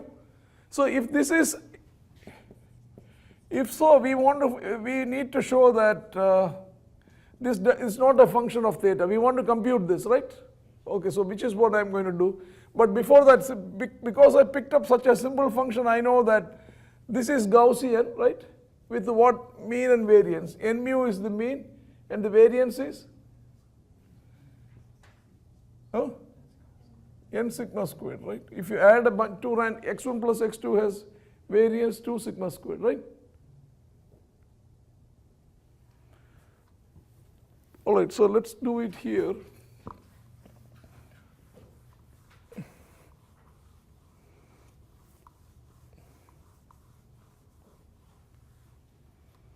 So again, f of x1, etc., xn,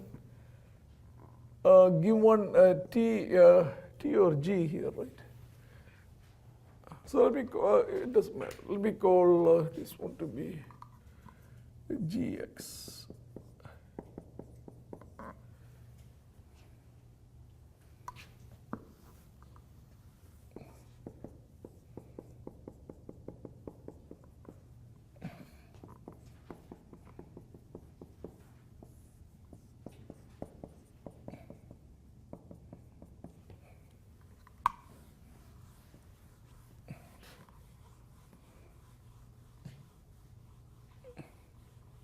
So that's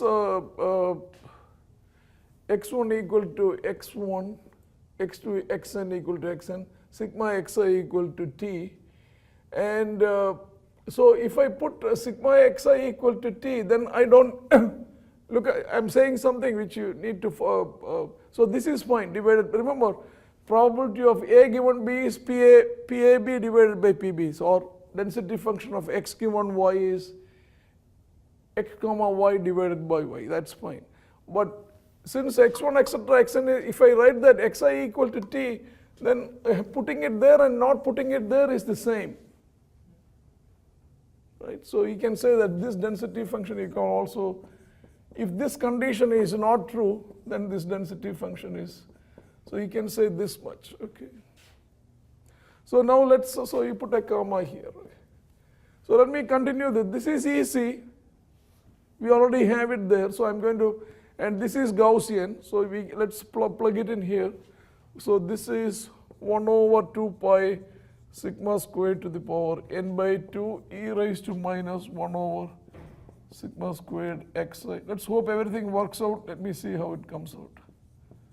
Divided by 1 over square root of 2 pi n sigma squared e raised to minus sigma xi minus n mu. Right? T is, this is your new variable, n mu.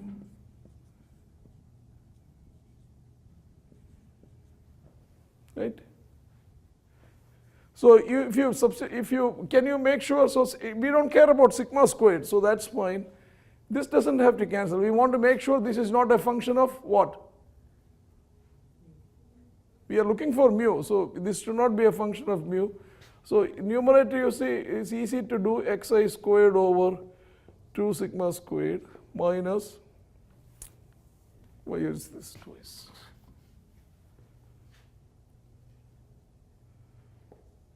A minus, here you have sigma xi mu over 2 sigma squared. Right? Then you have e raised to minus n mu squared over 2 sigma squared, right? This is the numerator story, right? Yes or no? I just expanding here. xi squared 2 mu xi mu squared. So there is a 2 here, right? And in the denominator here you have sigma, huh? Okay, this one? Okay, very good. So this is over 2n sigma squared, but there is no mu. I want to see whether these two terms cancel. So you have, the middle term is what? Plus 2n mu sigma xi over 2n sigma squared. So n cancel. So this term will cancel with this, right? Okay. And the last term is minus, so you have n squared mu squared over 2n sigma squared. So n cancels. Minus. So this term cancels with this term cancels with this term, right? And whatever is remaining is not a function of mu. So this is not a function of mu. Again, I guessed it right. That means this quantity is sufficient for theta. So let me ask you, let me give you a homework problem, which is easy, especially once you learn the theorem, that's very easy. I'll write down the problem for, so but this is crazy to do like this, right? How will you know to hit the right function? For example, I want you to go home and try this. Suppose we take another function. Suppose I take this function.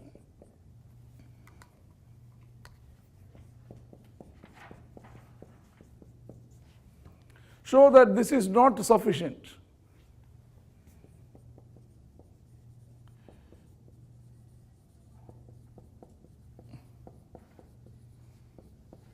So how will you do it? This is again Gaussian. I'll give you the proof. This is Gaussian with 3 mu and variance. What is the variance? Anybody?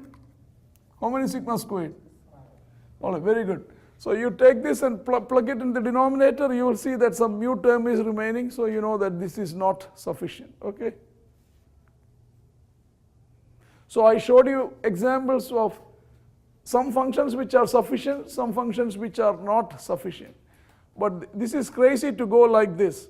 So you need some other technique to find out sufficient statistics, and that's where the factorization theorem comes in, okay? So everybody understands what I am trying to do?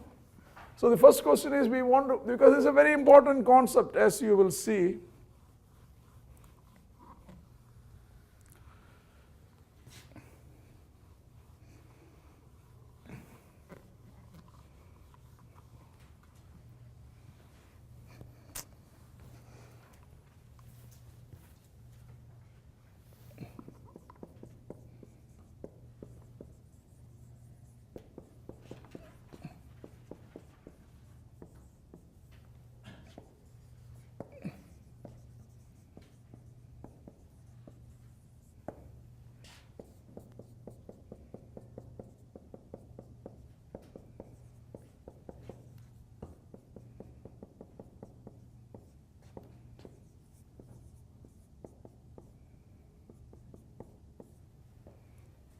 So this is the theorem. Let's read the theorem together, then I'll prove it for you. So theorem says some function of the data is sufficient for theta. Remember, t is a function of data, is sufficient for theta if and only if it is necessary and sufficient. If the joint density function of the data can be written as the product of two factors. That's how the name factorization comes in.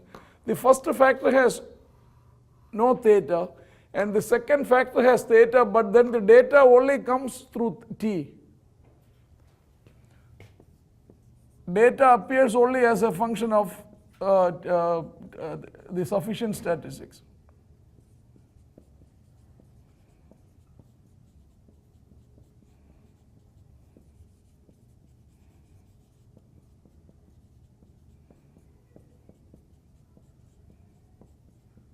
So before I go further, let me show you examples. So let's redo the Gaussian case. So the Gaussian case, you had x1 through etc. was 1 over square root of 2 pi sigma squared to the power e raised to minus xi minus mu the whole squared over 2 sigma squared.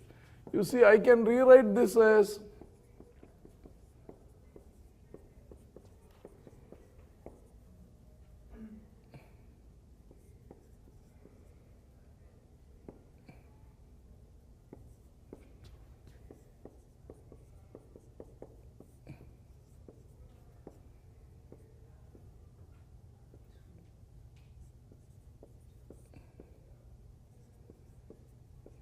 right? The middle term with a 2.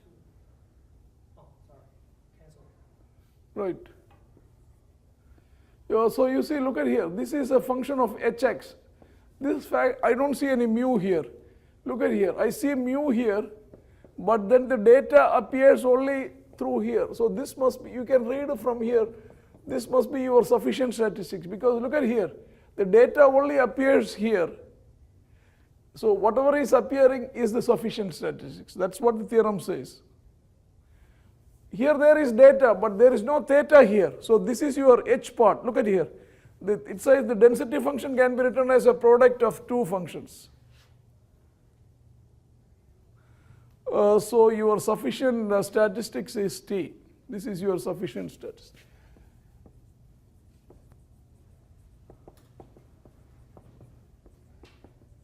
The proof is there in my notes and also in all the books. Rohatgi's book, Raos' book. In fact, I copied it from there and rewrote it. Even in my book, chapter 8 has it. By the way, that's a good place to read. Papol is chapter 8 now. There is an estimation thing. It's a slightly expanded version is there in there also. So let me look at another example.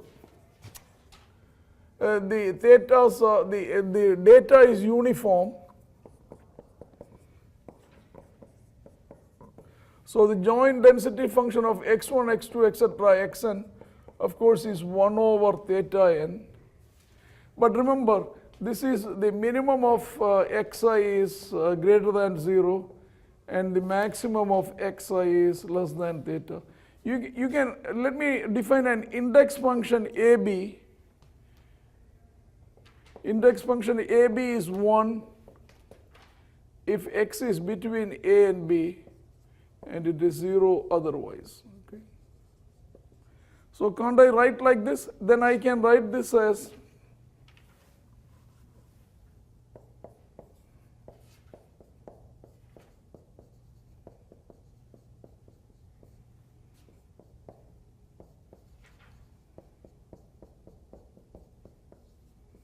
right? Hello? Isn't this true?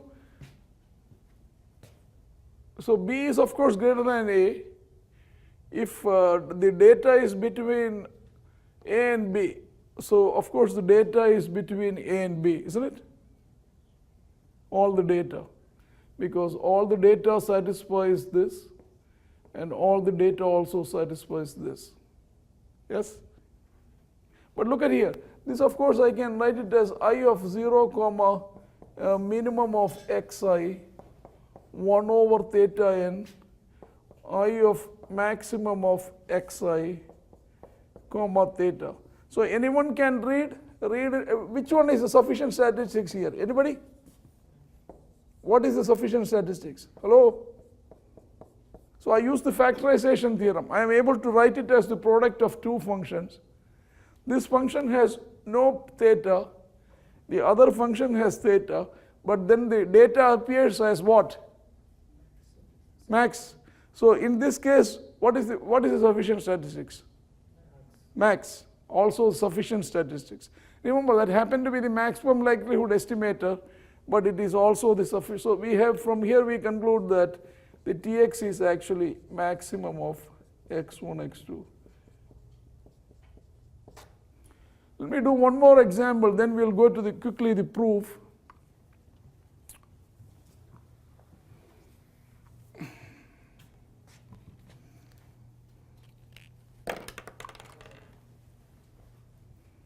Yeah.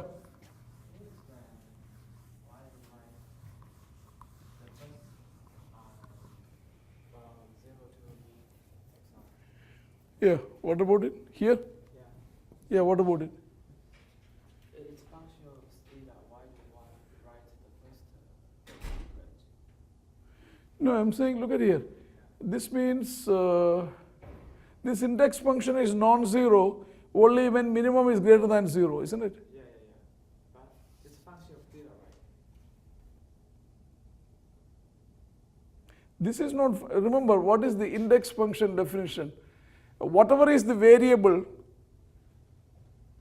it simply means that when this quantity is greater than this, then this is 1.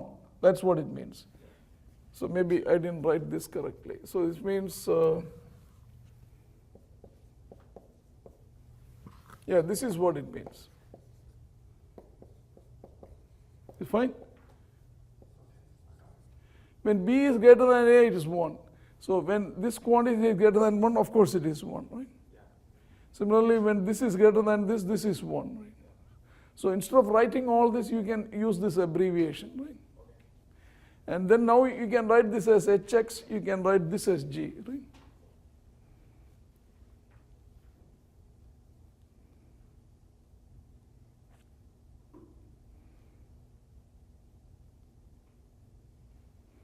So let me do one more example.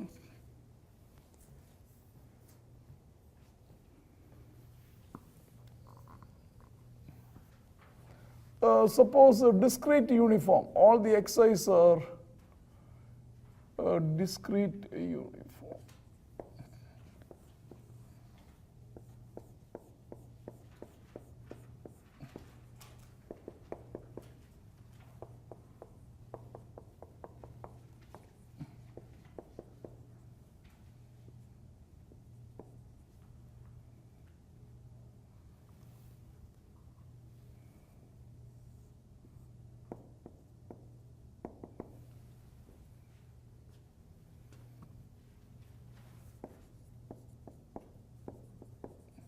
Right? This is discrete uniform, right?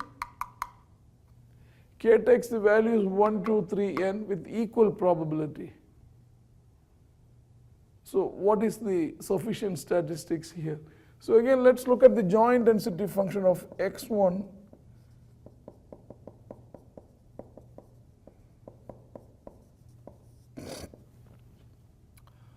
So from here you see, or so I can write this as small x1.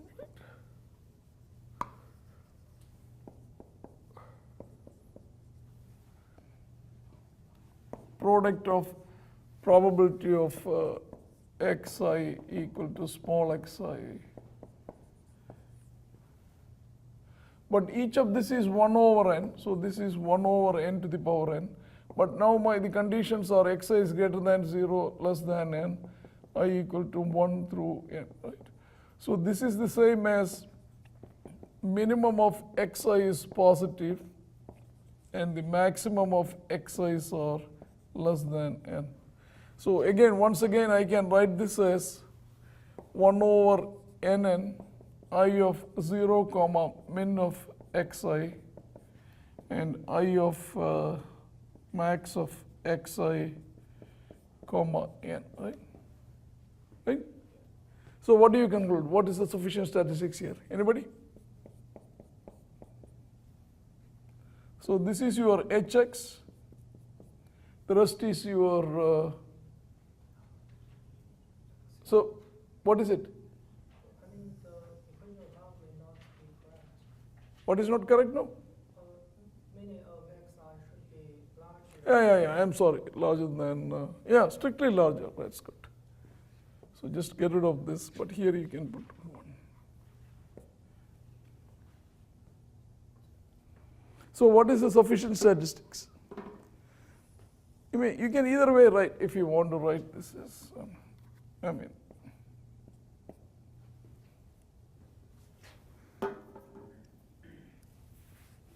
what is the sufficient statistics? Anyone?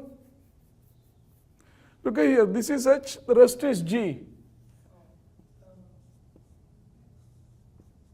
So this is, again, once again, it turns out to be maximum of x1 comma x2 comma xn, right?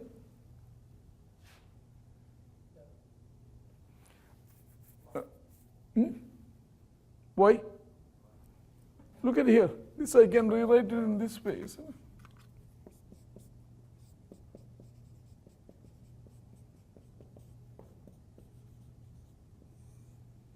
So this is your hx. From factorization theorem, wherever the parameter only comes here, you see. So then the data comes in this form. So that's the sufficient statistics. Hello? The data is only comes here, isn't it? What about the mean x? Where are you? Look at here. If the density function can be written as a product, and if there is portions of in that product there are two terms. One term has no parameter. That has nothing. So there is data here. That has nothing to do with the sufficient statistics. In another case, the parameter is there, but the data only takes the shape of the sufficient statistics. So what's the data in this case? In this case, this is your hx. So this is the data. This is the parameter, and this is the parameter. Parameter only comes with the maximum, right? So maximum is so like that problem. Now this is an important problem. We'll come to. I'll use this result. So at that time, I don't want you to ask me how do you know this is the sufficient statistic. So it's a result I want to use in maybe in a couple of classes later. If you have a discrete uniform set of random variables, once again the maximum of the observations is the sufficient statistics. Okay. It looks like you guys are sleepy. So let me give you one more problem, and then the proof I'll do it next time. Couple of people are missing, that's an important thing. So let me write down a problem, see whether you can do the sufficient statistics in this case.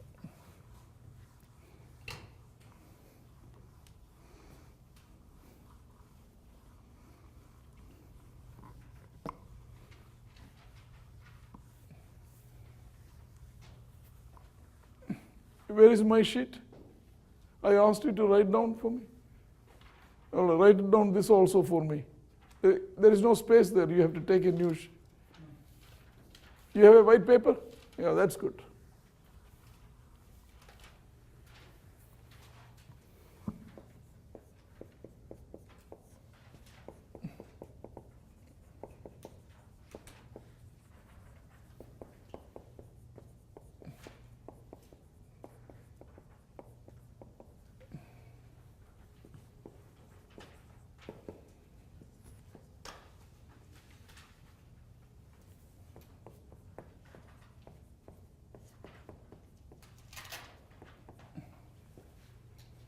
So the data are IID, okay?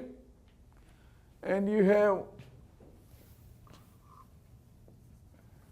k goes from 1 through n. You know the problem, right? You have data which are IID, k goes from 1 through n. So the first problem is xi's are normal with the parameter mu n, variance sigma squared.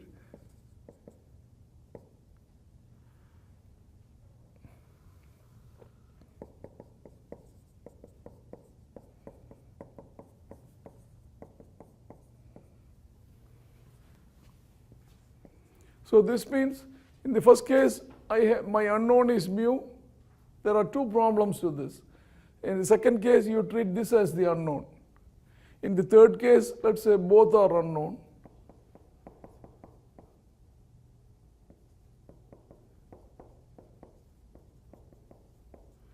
All right, so the second problem is, we already did this, you know, the xi's are, let's say, exponential with parameter lambda, and theta is lambda itself.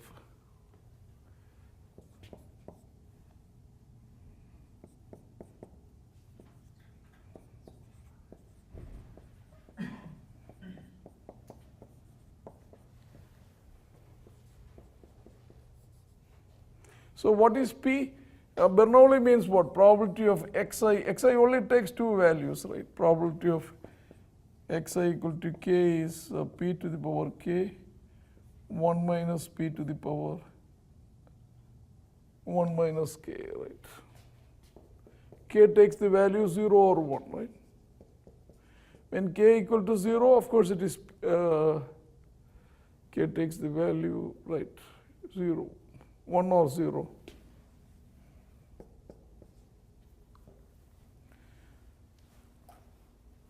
Or you can call it xi here. Right?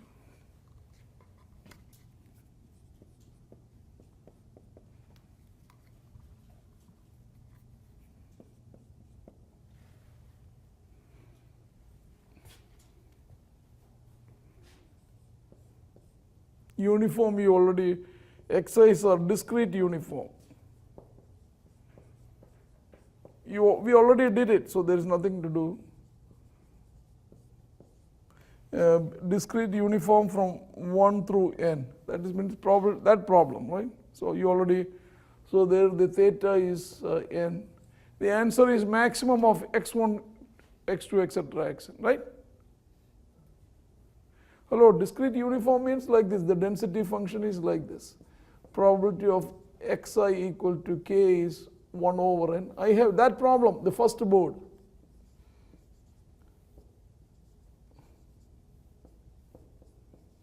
So here find the parameter is n. The answer is that sufficient statistics is, I just derived it, maximum through n.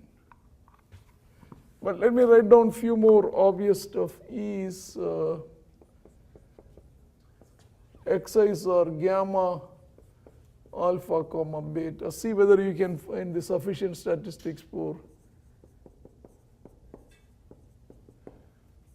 Now, if you have two parameters, it's the same way. See, so this will be a vector here, and there may be more than one function. Then you can see which one is sufficient and so on, right? You can create 3 problems out of here like this. First one is only alpha is unknown, only beta is unknown. Both alpha and beta are unknown. Okay.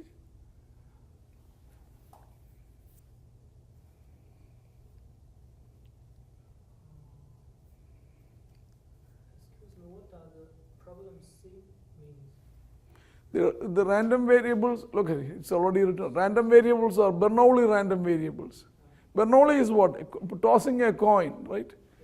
So when you toss a coin, you get a head or a tail.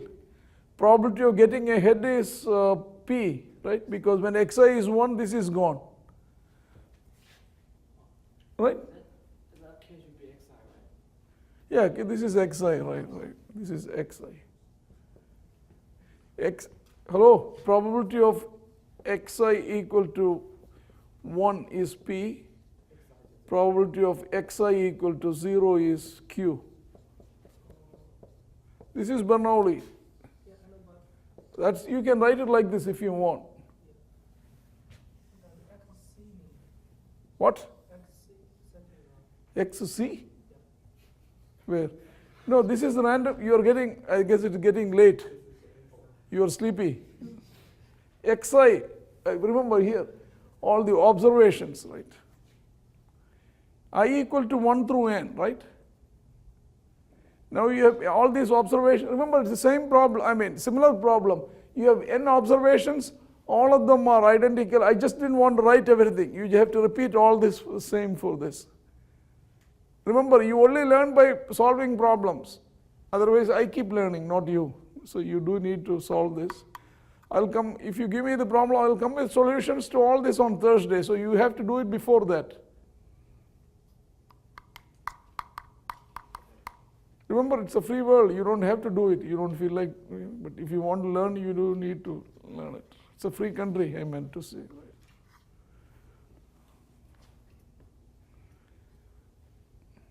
So look, it's a trivial. You multiply this, you will get sigma pxi. Anyway, you can go from there and see what is the sufficient statistics.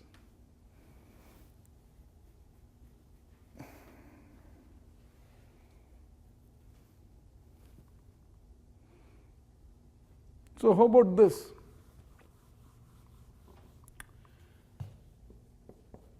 Xi's are binomial random variables with parameters n comma p. Binomial means what? Probability of xi equal to xi is n choose k or n choose xi, p to the power xi, 1 minus p to the power n minus xi. So my question is again theta equal to p. Of all these cases, the problem is use the factorization theorem to to find the sufficient statistics.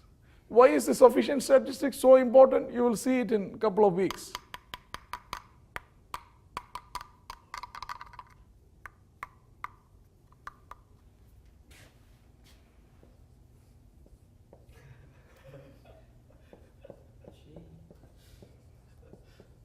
Well, you see, I'm trying to get you to also review your probability.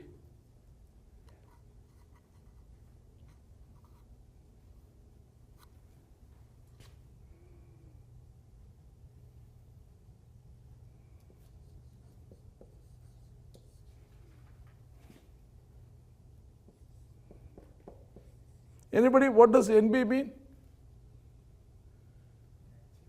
Yeah, this means negative binomial. What that means is you check the Papolis book, in one of the flaps the density function is there. So all you need is the joint density function. All the observations are independent.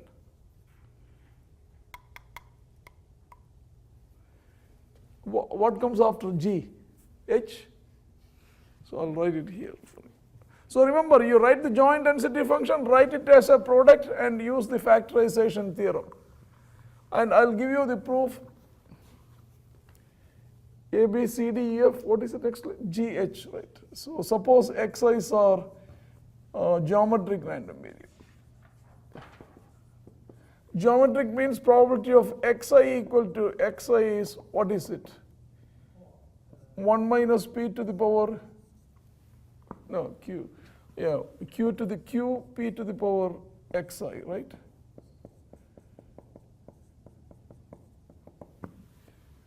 Of course, this problem, so again, theta is P, so I'll solve this problem for you so the joint density function of x1, etc., xn, remember, is the product, so this is the way you will go, it's the product of the density functions, right?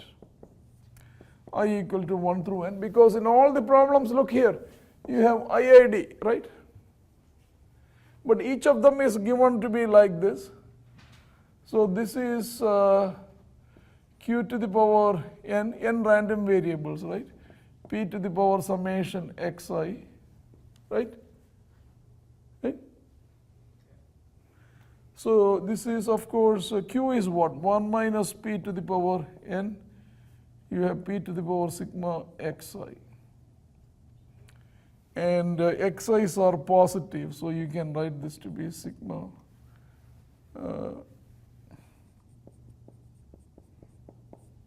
So this is true. So you can write it like this because all the xi's are non-negative.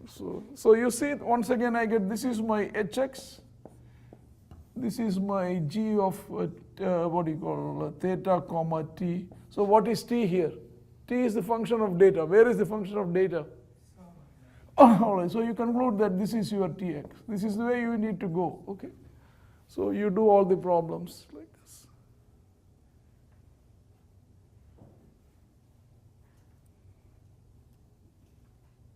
So you can make up your own problems, right? Did we do Poisson? So let me do one more, I guess, right? So that's the answer there. So suppose xi's are also Poisson. Again, you know the answer here already because we did this, right? Didn't we do this? As Poisson, all the random variables, we showed that sigma xi is the sufficient statistics. Poisson with parameter lambda. So my theta is lambda. I want to find out the sufficient, here my theta is p. What is the sufficient statistics for p?